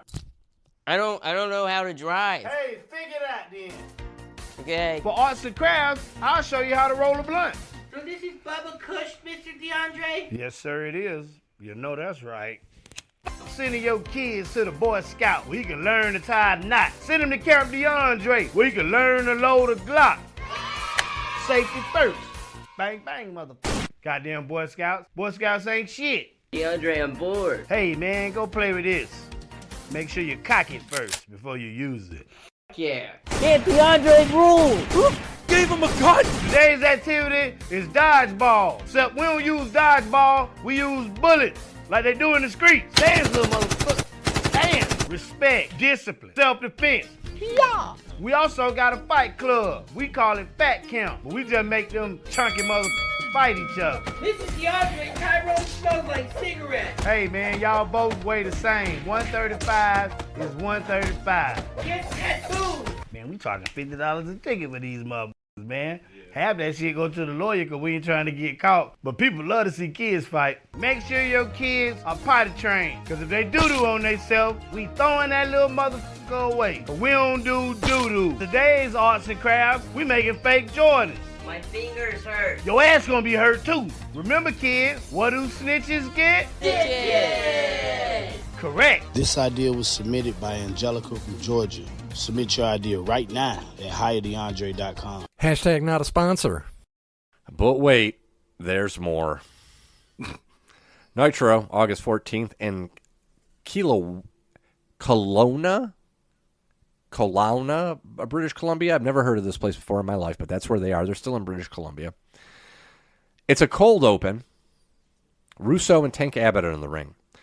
Tank Abbott has completely ditched the 3-count gimmick. He's back in his shorts and his fighting gloves and no shirt on. We hear asshole chants. Shivani goes, are we on the air? Russo says he made history 1 month ago, made an example out of someone, and you know who, because that piece of shit hasn't been back since. And I'm going to do it to another piece of shit, Goldberg. You don't screw with me. Brad Siegel wouldn't let me fire Goldberg because the fans love him. Well, screw the fans and screw Bill Goldberg. His plan is for Goldberg to fight Tank Abbott.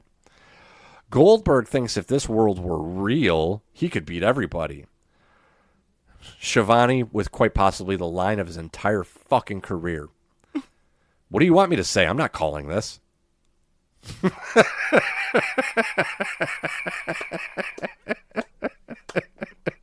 Smart move. It's the most phoning it in answer possible. I fucking no, shit. It was exactly. It was him being like, no. Yeah.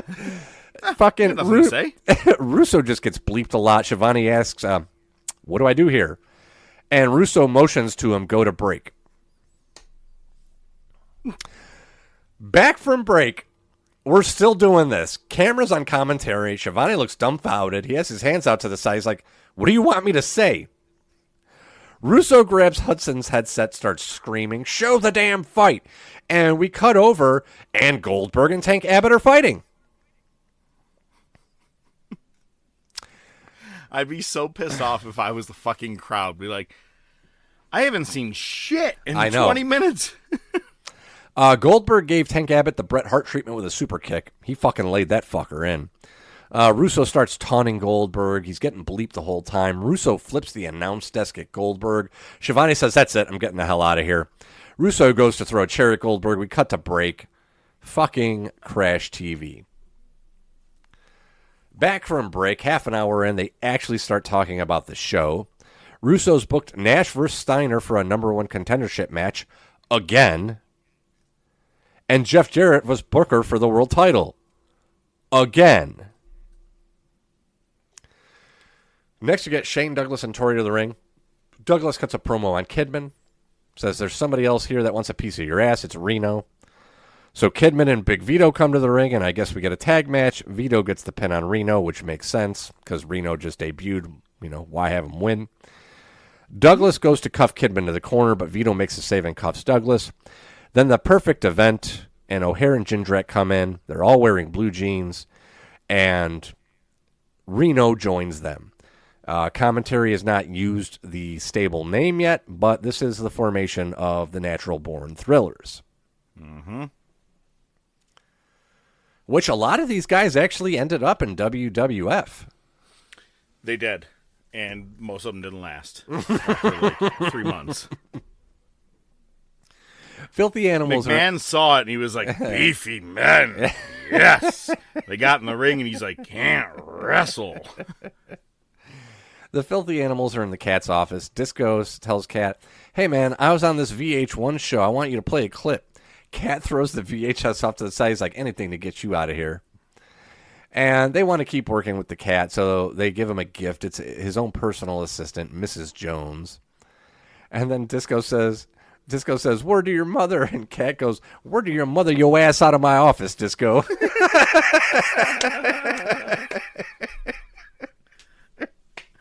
I told you. You know, it's so funny because when we started doing this, when Ernest Miller debuted, you fucking freaked the fuck out. You're like, oh my God, I'm so excited. I can't wait. Love Ernest Miller. And it took me a second. I'm like, oh shit, the Cat. I'm like, fuck yeah, the Cat was my shit.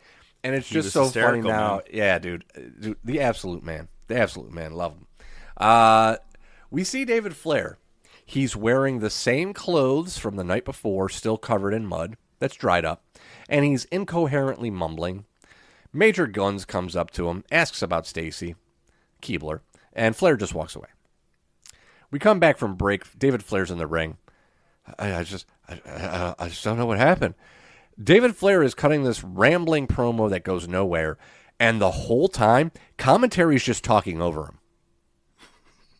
You can't hear what David Flair... He's not saying anything, but you can't hear what he's saying because commentary's just talking over him. Oh, fuck it. Anyway, so I don't know what's happening here tonight. Yeah. The format's a little off-key here. I don't know what happened. And you know what else? Yeah, it was brutal. Major Guns is watching from the back while MIA is playing cards in the back behind her.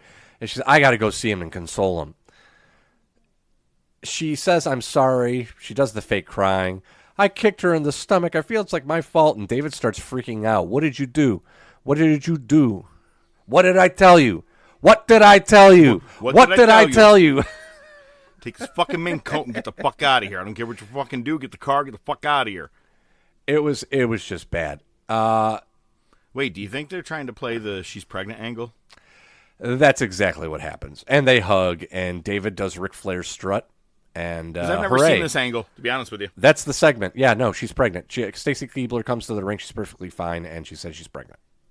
I didn't see any blood in the ring. Yeah, that's a good thing. She wouldn't have been pregnant if that was the case. Fair. Back from break. I saw no stairs involved. David Flair and Stacy Keibler are celebrating in the back. Lance Storm comes to the ring after that. The Cat interrupts and says, kiss my American black ass. Calls Lance Storm an ugly-ass Power Ranger. Love it. And says, you're going to defend that title against Mike Awesome. Again. That's 3 matches from the pay-per-view that have been rebooked for the show the day after. Cat says which event I'd be more mad to be at, the one that had it and then they do it after, or Cat says no Canadian rule book this time, and I got a special guest ref. It's me. So again, we get Lance Storm versus Mike Awesome for the Canadian World Title.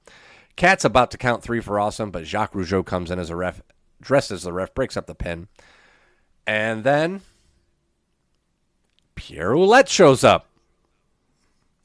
And I'll tell you right now, it looks like he's been indulging in the Canadian bacon. Cat takes out PCO and Rougeau.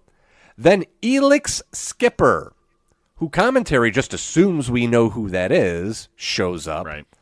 And he sides with the Canadians. He may have had some matches on Thunder. Thunder, Power Plant. Former CFL star, won the Grey Cup with whatever team he was with. For those of you who don't know, the Grey Cup is the Canadian football version of the Lombardi Trophy. We come back from the break, and the Broad is with future TNA wrestler. Oh, well, there you go. We come back from the break. The Broad's with Team Canada, because let's not fool ourselves. That's who this is. Again, not named that yet, but it's Team Canada. Mm-hmm. And Lance Storm is feeling very generous, so he gives the hardcore title to PCO, and he gives the light heavyweight title to Skipper. Cat comes in with a bat and says, everybody's putting their belts up tonight. But first, we get the rematch. Jarrett versus Booker T for the world title again. And they're putting over that this is Jarrett's last shot at the world title. We'll see about that. Booker ends up with the guitar in his hands, and he goes for a swing and a miss, hits the ref instead. Charles Robinson comes in. Jarrett hits the stroke, kills time, so he can cover Booker, only to be pulled out after 2 by Bill Goldberg. Bill Goldberg fucking launches Jeff Jarrett into the crowd, and it's great because Jarrett grazed the security guard that was sitting there with his back turned, and the security guard keeps looking at him like, you motherfuckers. I get paid for this shit. Right? Goldberg gets on the mic, calls out Russo. 1 down, 2 to go. You're next. The Broad is with Big Papa Pump. Cuts a promo on Goldberg. Big Papa Pump's wearing the chainmail headdress now. And Big Papa Pump says, this tricep allows me to shove my fist down your throat, pull out your vocal cords, and shove them up your ass. And it's going to give new meaning to the phrase talking shit. Sick burn. That's just what he says to his wife on a daily basis. Probably. Next, you get Carl Ouellette versus Norman Smiley for the Saskatchewan hardcore title. Smiley's gimmick is now he doesn't want to be a hardcore wrestler. Ouellette goes to splash Smiley through the table, misses. Smiley unknowingly puts his arm over Ouellette and wins the title. And Smiley is selling like he's not happy that he's the hardcore champion again. Next, you get the Broad with Kevin Nash. Nash wants to make sure Russo gets a drug test. I won last night, so why do I have to have this number 1 contender match again? It's a fucking valid question, man. It's Solid question. Valid question. Nash says Russo decided Steiner deserves a second chance. He goes, well, there's a buddy of mine in Orlando that's been waiting for a second chance. More like 3rd or 4th, but who's counting? So until Scott gets a second chance, Steiner don't get one. The only person hotter than me right now is Booker T. So, Booker, you want a match tonight? Meet me down at the ring. And the best part is they start playing somebody's music before Nash is done cutting his promo. Nash finishes the promo and he walks off, and you can tell he's like, these motherfucking clowns. Poor Nash. Next, you get Filthy Animals versus the Painted Freaks for the tag titles. Chronic joins commentary. They immediately get jumped by the Harris brothers and fight off. And then Conan joins commentary. Muta hits the miss to Hoovy right in front of the ref. No DQ called. Lights flicker. Sting runs in with the bat. Everyone's down. Ray rolls over, gets the pin. Filthy Animals win the tag titles. Shivani goes, what else can possibly happen tonight? I'm scared to know at this point. It's a great question, man. Painted Freaks run into Cat's office. They're pissed. Demon demands a 4 corners match, where it's basically going to be the 3 of Painted Freaks versus Sting. Cat looks at Demon and says, as he grants the match, they walk away. He goes, hey, you're supposed to say trick or treat when you ask.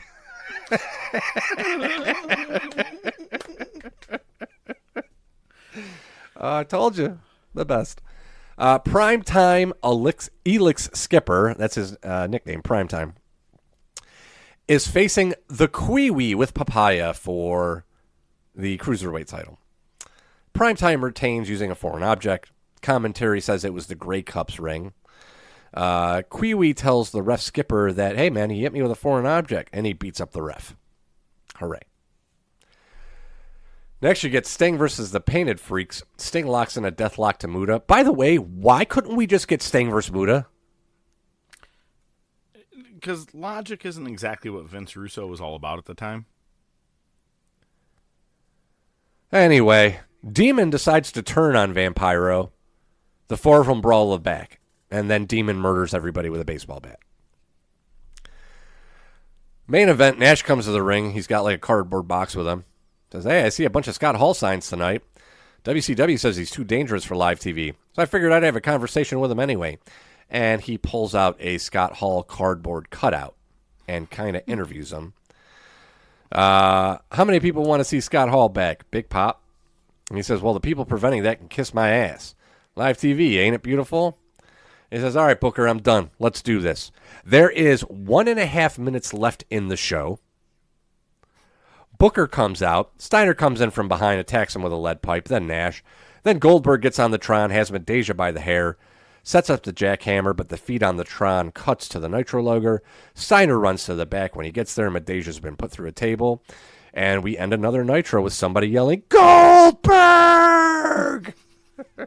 Not as good as Sid, though. Sid was the best. Well, that was dog shit at its finest. After these messages, we'll be right back. I'm DeAndre from DeAndre Lawn Care Service. Shit, Trump getting rid of all these Mexicans. Somebody got to cut their grass. I start with 1 yard, then I take over the whole block. Hey, I'm the new lawn man around here. I cut your neighbor yard. I got you next. I cut my own lawn, man. Oh, don't worry about it. You left the gate open. I already did it. That'll be $5,000 plus gratuity. Your neighborhood gonna be clean as hell. You gotta have that fire here when you going door to door to these people, you know what I mean? Get down or lay down with this grass shit. That nigga John Deere. I got a white boy with a push mower. And we got Haitians too. Nightwing!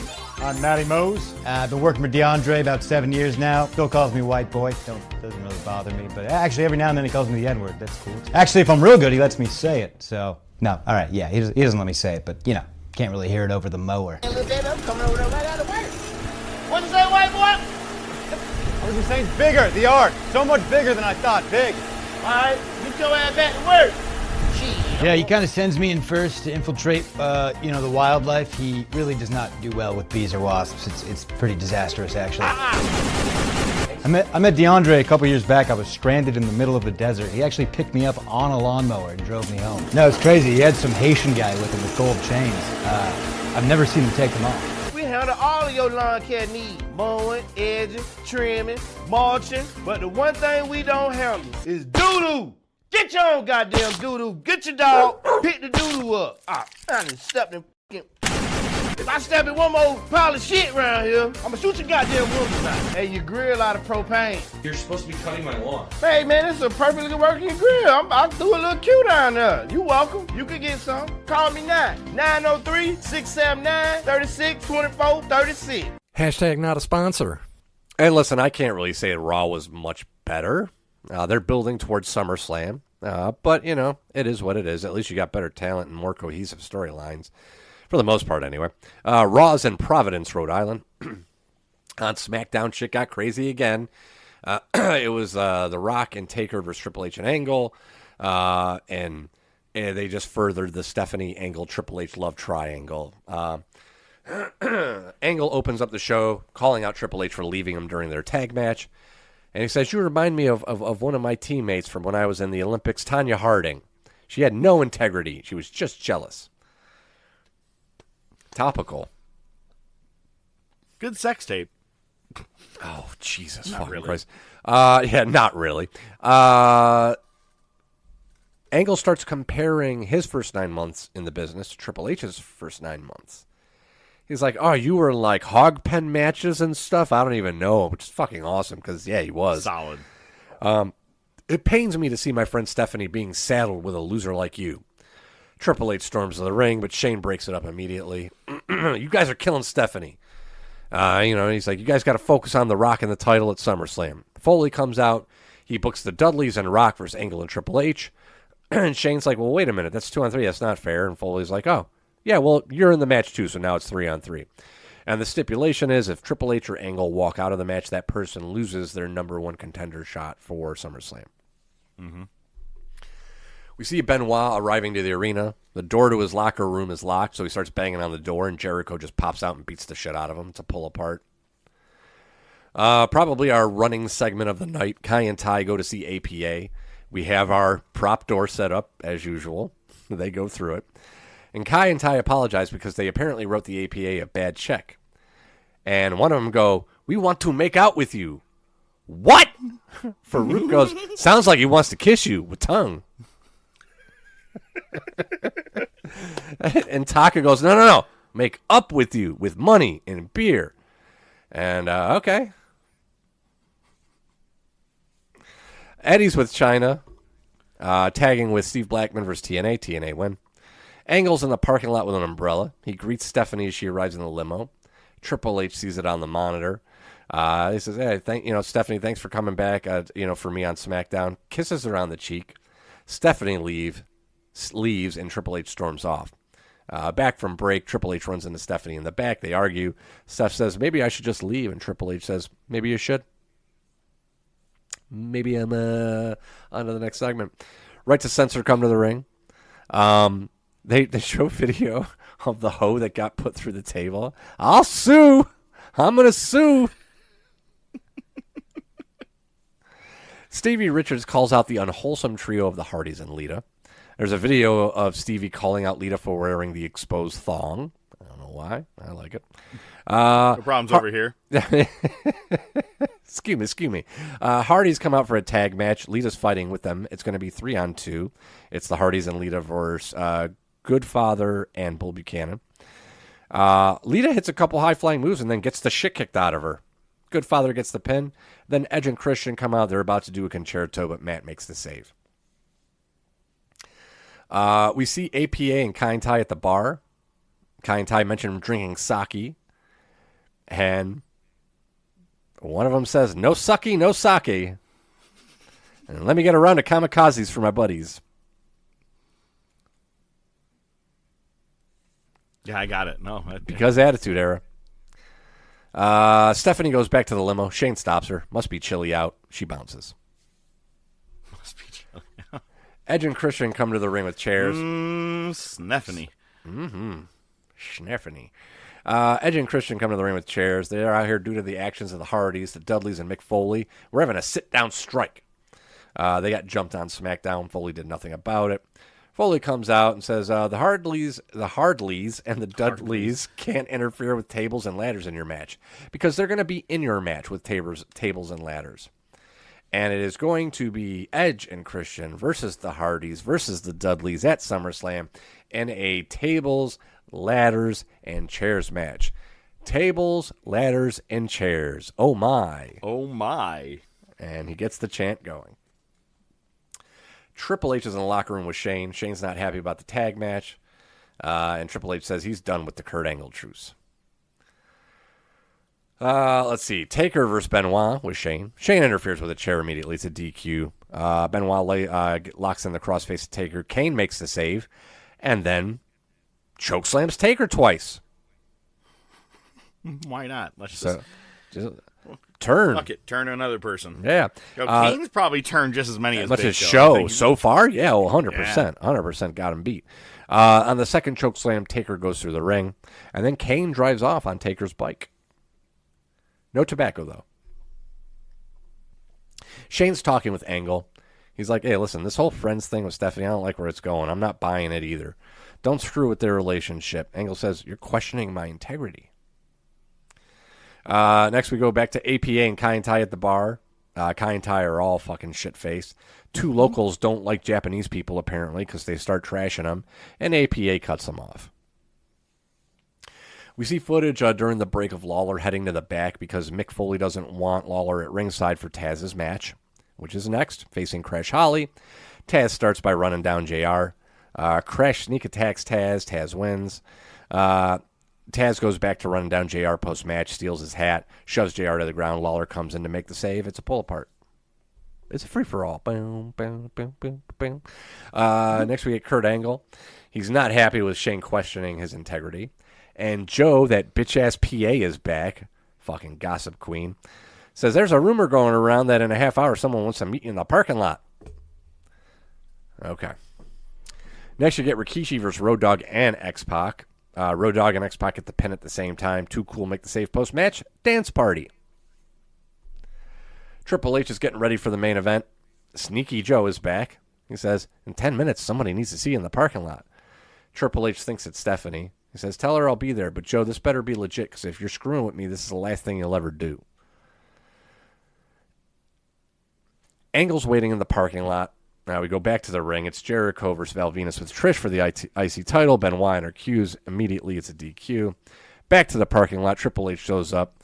They start arguing with each other about who called who out there. They're about to brawl, and a limo pulls in super fast, separating the two, and we cut away before the door opens.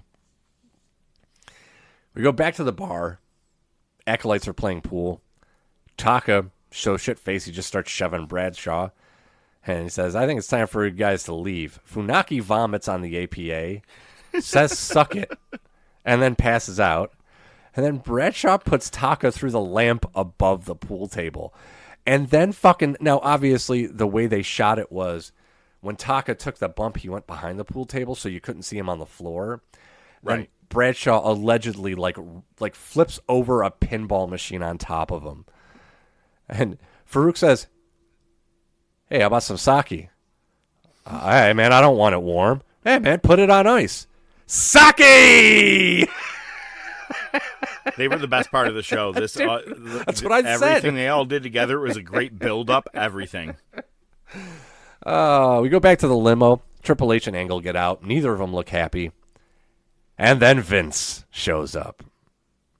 Says, "Do I make myself clear? I don't care who wins the title. Neither of you are going to traumatize my daughter. And look out for Shane as well." So that's our main event. It's Kurt Angle, Shane, and Triple H versus the Dudleys and The Rock. Ref bump, get the tables. They set up Shane going through the table, but Edge and Christian make the save. Olympic slam to The Rock, pedigree to The Rock. Heels beat down Rock as they go off the air. Good night, folks. You guys are not going to torment Stephanie. That's my job as her father. You wait till I choke her out with a lead pipe. Right before her wedding, too. About a week before her wedding, absolutely. What a fucking dick. All right, well, hey, I'm curious. What got you into wrestling? Let's go to the top topic. Ladies and gentlemen, it's now time for... Best there is, the best there was, and the best that there ever will be. Hold 2, arm bar. Sodas rule. Yeah, they do. Hold 3, the moss-covered, 3-handle family gradunzel. It's me, Austin. Just when they think they ain't got the answers, I change the questions. I did it for The Rock. This week's top topic. You know something, Mean Gene? John Cena. Wrestling's not fake. The Rolex wearing what? Diamond ring wearing what? Kiss stealing, woo, wheeling dealing what? Limousine right what? Jet flying what? Son of a gun, woo. Sierra Hotel, India, Echo, Lima, Delta, Shield. If you smell.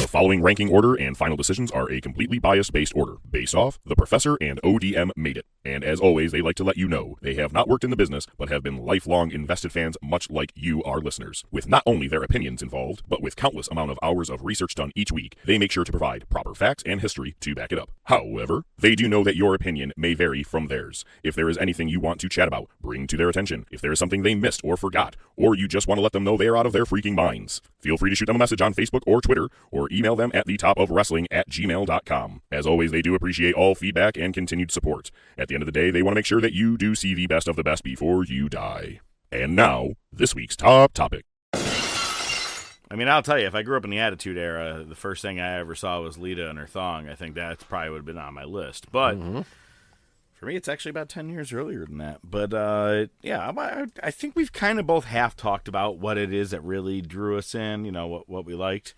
about wrestling. And I thought it'd be kind of a cool topic to just shoot the shit on. And I don't know. You want to go first? Second? Yeah, I mean, mine, I don't really have like a lot of hard-coded things. I mean, I've mentioned it probably even fucking as early as like 2 weeks ago. But, I mean, you know, I obviously am 20 years older than you, Dick. Hey, Grandpa. And not to, hey, get off my damn lawn. So it wasn't so much, I mean, when I first started watching wrestling, it wasn't even WCW. It was still the NWA. Now, when I say that, it wasn't the real NWA, right? It was Crockett selling his collection of remaining territories to Turner, calling it the NWA, right? Now, there was no commission left anymore or anything like that. But, I mean, you know, I've talked about it in other things. I mean, I remember Muta. And Muta was only there for like a year and a half. But his rivalries with Flair and Sting were everything to me. Those were fucking huge. And then Sting and Flair, I remember Sting winning the title. But, you know, honestly, the first names I ever remember hearing on wrestling TV were Barry Windham and Bobby Eaton. You know, I remember the Midnight Express. I remember the Rock and Roll Express. I remember those really bad interviews. I remember staying up late, not understanding that Saturday night's main event wasn't a weekly thing. You know, and like always waiting up to see if it was on. We didn't have a TV guide. We had cable, but I don't think there were the guides yet on cable, right? But that's how I was able to see a lot of that stuff was, you know, on TBS and, you know, Channel 10 obviously was a local station, but, I mean, God damn it, it's the news again, motherfucker. I know, right? Pretty much, right? But yeah, I would stay up till midnight just to see if it was on, and I just, yeah, I mean, I got a good mix. I'd say, you know, when I first started wrestling, it was definitely the NWA, you know, the Crockett version sold to Turner, and some of those Sting, you know, Muta Flair matches, just the three of them. I remember the Black Scorpion. I mean, that's why I did that one Top Topic. You know, I was really invested before the larger-than-life character of Hulk Hogan came on the scene.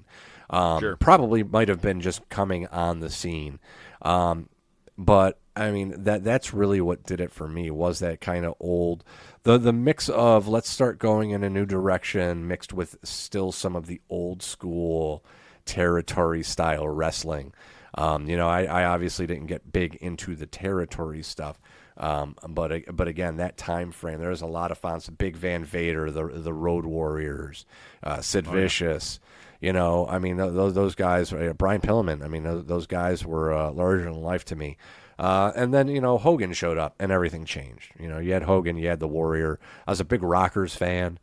You know, obviously big Heart Foundation fan, Demolition. Love the heels of Rick Rude, Mr. Perfect. You know, so I mean, I really can't say what got me into it because all I just remember was a few names from when I first started watching it. But I mean, honestly, if you want to, like, if I had to pick a moment that really invested me and said, "Holy shit, I got to keep watching," it was Sting and Muta. Like, for me, that was huge for me because I loved Sting. And he was Surfer Sting at the time, right? It's right about the time he won his first world title. I remember that when that shit happened. That was massive. But Great Muta, like, was so different. Oh, yeah. You know, again, I told you the first two names I remember ever hearing in wrestling are Barry Windham and Bobby Eaton. Great Muta's a little bit different than those guys, and not just because over in Japan. You know, his moveset was just... different. The Shining Wizard, the Muta Lock, the Moonsault, the Mist, the face paint, the fucking mannerisms, the fucking kung fu moves he would do and shit. Was it stood out. Yeah, and then there was the, you know, kind of going back, I think we failed to mention this on the Hogan thing. Hogan and Muta in New Japan, 93. Yes. Fucking killer. Muta was such a bad motherfucker, man. It's funny because even in '93, like, wait, Hogan, you could do that shit? Yeah, you can do that shit? What, for real? You fucker. But yeah, I mean, those are the big things. And then from there, it was just a lot of in and out, you know, checking shit out and staying on top of shit and just seeing where it goes. You know, again, you know, obviously WrestleMania 3 was huge, but, you know, Warrior and Hogan. That, again, it's extremely comparable to Hogan and Andre because neither one of those matches were good. Quite honestly, they were fucking terrible wrestling matches. Terrible. But they're well recognized. Iconic. Yeah, they're iconic moments. You know, unfortunately, the Andre Hogan one seems to have a little better longevity just because Warrior was kind of a piece of shit, and after he won that title, it's like he was done. You know, so yeah, it was right after that. It's like he fucking phoned in the rest of his career. Oh yeah, 100%. So yeah, I mean, so again, you know, I remember the early days of the NWA under the WCW Turner umbrella, but as far as like the thing that really grabbed me and got me to stay invested, it was Sting and Muta, I would say. Nice. See, for me, WCW, I did start in like 92, 93. I was starting to see a very young Brian Pillman and Steve Austin. And Bulldog actually made his way over there for a little bit after leaving WWF. So I remember him feuding. Dustin having probably. Like a championship match against Vader. I did start learning about Sting. And obviously I'd known Flair at that time. But yeah, I did watch a little bit of it before Hogan made his way there. And like you said, everything changed from there. And obviously everything we've talked about with the wars at nauseum. For me, it was 89. I know I've mentioned this one at nauseum, but first real major memory was February of 89 or January of 89, where it was the Mega Powers exploding in the medical room, that entire Twin Towers versus Mega Powers. Fucking, yeah. Oh my God, all of it. And Hogan crying for Liz and then looking for Randy after, and you see him like choking out like Shawn Michaels and Bret Get your Hart hands backstage. off my bitch. Randy! That shit was crazy back then to me, man. And, you know, first pay-per-view for me that we actually got at our house was Survivor Series 89.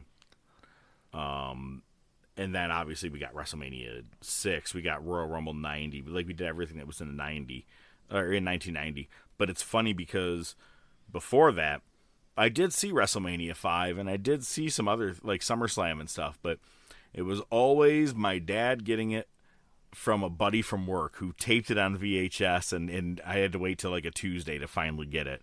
So I was always like borrowing a pay-per-view and seeing it a couple days late. I think my mom still has some of the pay-per-views we taped.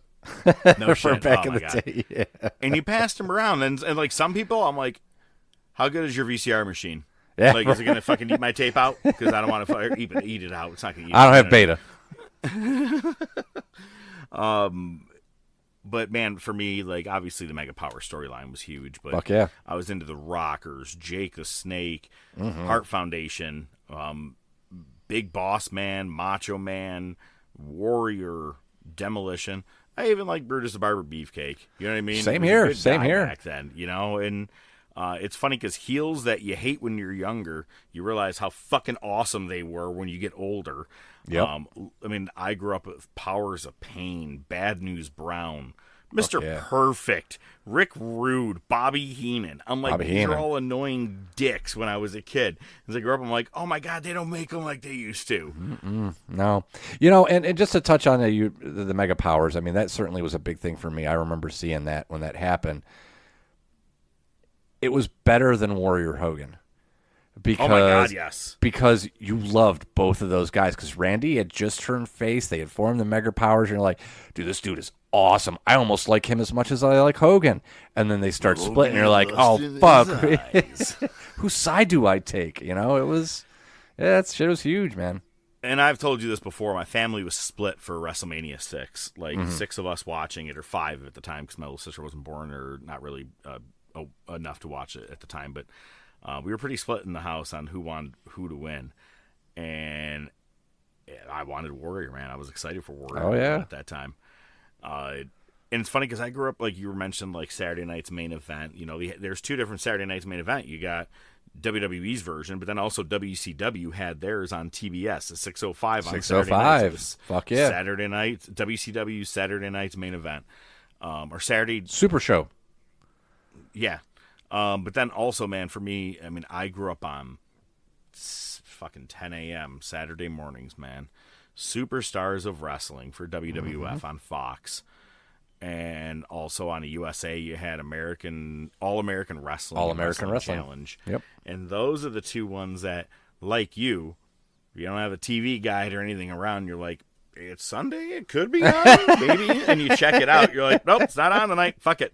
Actually, there was an era too, like mid-90s, where MSG started playing some old Madison Square Garden events for Oh, no shit. WWF from back in the day.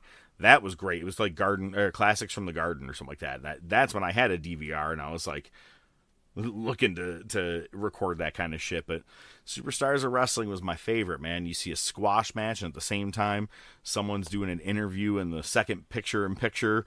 You know, it like Bret Hart could be talking about Mr. Perfect while Perfect is in the ring having a match, and it was just, it all perfectly went together. You're like, I see who's feuding with who. It was simple back then, man. I loved Superstars of Wrestling. Best show. But yeah, man, those are the people, and those are the things that got me into it. I know I've probably talked about mine a million times, but yeah, 89 was my year. 89 and 90 was just the shit. I loved it. And I still go back and watch it. Love throwing on those pay-per-views or old Saturday Night's Main Event. It's funny because when we were talking about WCW in the mid-'90s, another thing I would catch is if I saw that it was a Clash of the Champions would be on. I'm like, fuck it, why not? All right, it's an event. I'll give it a shot. And that's how I first saw it was Vader and British Bulldog for the world title. And I was like, fuck, maybe British Bulldog's going to win this one. It was just, I like the Clash of the Champions. Those were great because it gave me a chance to get to watch WCW, which I didn't often. But no, WWF, obviously, that's where you and I make our major split as to what was our first big starter. And while yours was Sting and Muta, Hogan Savage for me. Yeah, but hey, we ended up at the same point. Yeah, that's the thing. Yeah, that's right. We are doing a podcast. Imagine that. Wait, that's what we're doing? I thought this was a phone call. So I like it. We agreed on a lot of things. Oh, what I'm worried about is next week. Are we going to agree? First, are you going to say it or not? Crickets. Did you or did you not watch this fucking Crickets. thing? You're a dickhead. It's on the fucking docket. So if you're not talking about it, I am, and I'm ruining the balls out of it for you. We're finally talking about Hateful Eight. I have a feeling you've watched it and you're just being a dick. You probably watched it like 15 times now. What's your favorite part? The credits.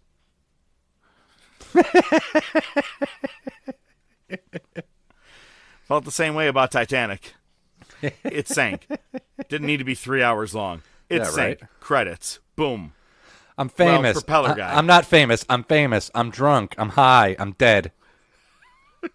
The Doors movie. Yep. Nice. Well, we'll be back next week. I am the Professor, and I bid you a farewell. He'll be here again next week. He's ODM.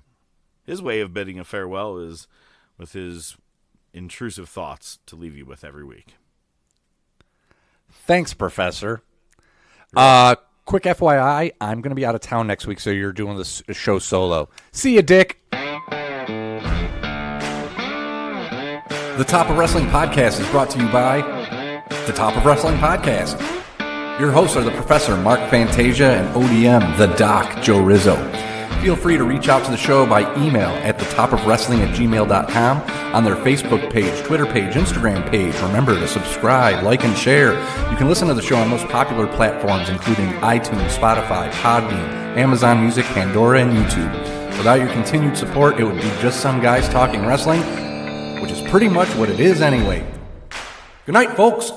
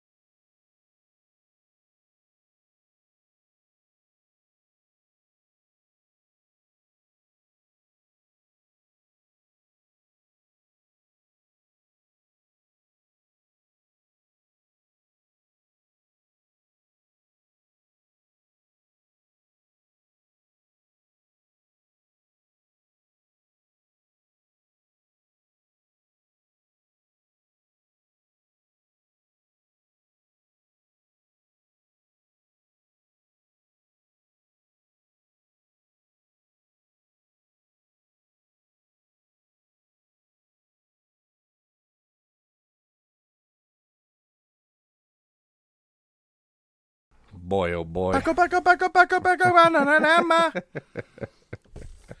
You are going to love it. I love it. He's like, you're going to die. I'm like, it's the reason he's saying no. I think he doesn't want to eat it in case that's your plan, dude. The spices are so flavorful.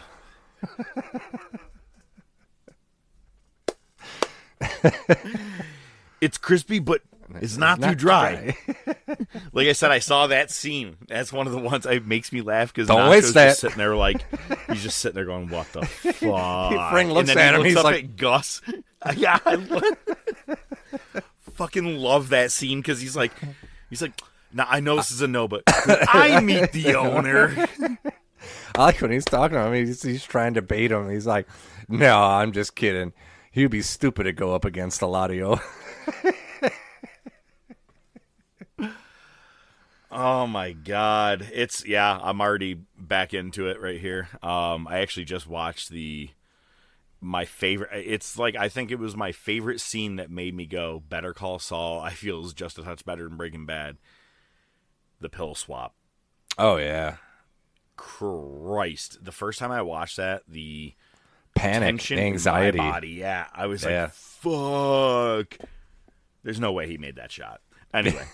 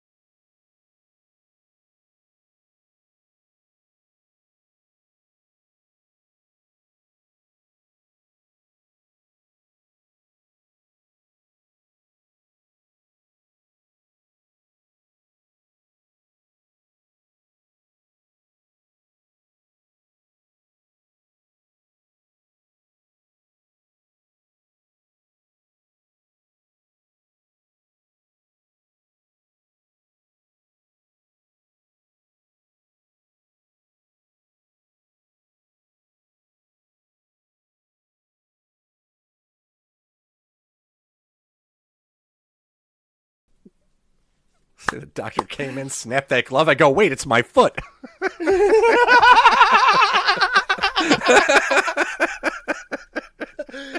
You've seen Booty Call, right?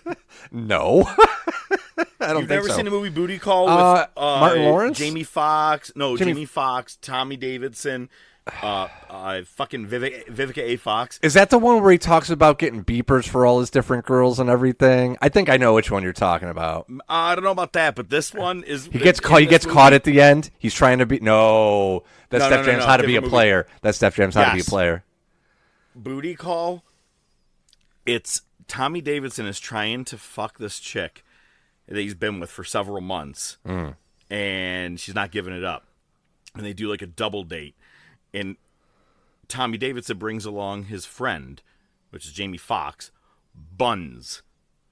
He's got like the little tiny like cornrow dreads and shit. He's funny as fuck in this movie. And at one point, he's trying to bang Vivica A. Fox. And she's like, I like men of power. And so he starts speaking like, he's like, Malcolm X. I had a dream. Oh, I had a dream. Like, just like random shit like that. But then in the hospital later, she's like, if you ain't got no glove, no love. And he puts on a fucking glove, like a fucking 5-finger glove. And he goes, might not be big enough for this thing, but we're going to give it a shot. Let's go. And she fucks him for like 10 seconds. And there's a guy in the room that is like a fully blown body cast. And she goes, and he's like, he's dead to the world. He's fine. And so they fuck for like 10 seconds. And then the guy all of a sudden out of nowhere goes, shit, my crippled ass could have rolled around her coochie longer than that. So when he said you got the gloves, I was like, no glove, no love. Oh, there you go. Wait, you guys still use rubbers? A rubber glove for my hand, you idiot. Oh. Or her hand. Ew! What were you guys doing? Never had your prostate milked? Oh, you should. Fucking God. Yo. No. It's. I have a fucking tattoo. It says exit only. What's it? No. What's the movie? Was it Road Trip? Road Trip. Yeah. Road Trip. Yeah. Did I say 2? Or Stifler. Better or make Stifler. it 3. I think he goes, stop. Okay, keep going. Sounds like your boy Nate the other time. Yo, that's true. Actually, so I'll tell you this real quick. Going through cancer. Way to bring it down. No, hang on. No, that's fine. That's fine. Before it was cancer, we were trying to figure out what's going on. Why are we not having kids? And we had to find out. Basically, I was born with a vasectomy. But the doctor goes, all right, let me have you take your pants down. Before he walked in the room, there was a giant fucking bottle or lube tube of KY or whatever. And Hillary goes, that's for you. And I go, no. So then he goes, all right, well, let me have you take your pants down. And I turn. Hillary's in the room. No, he hit me right here.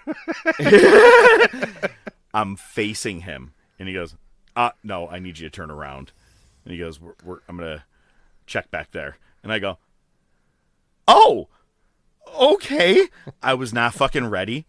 Hillary said she kind of looked away, but she knew when the guy's fingers inserted because you know that fucking papery shit that you put on the bed there? Yeah. You could hear it crinkle.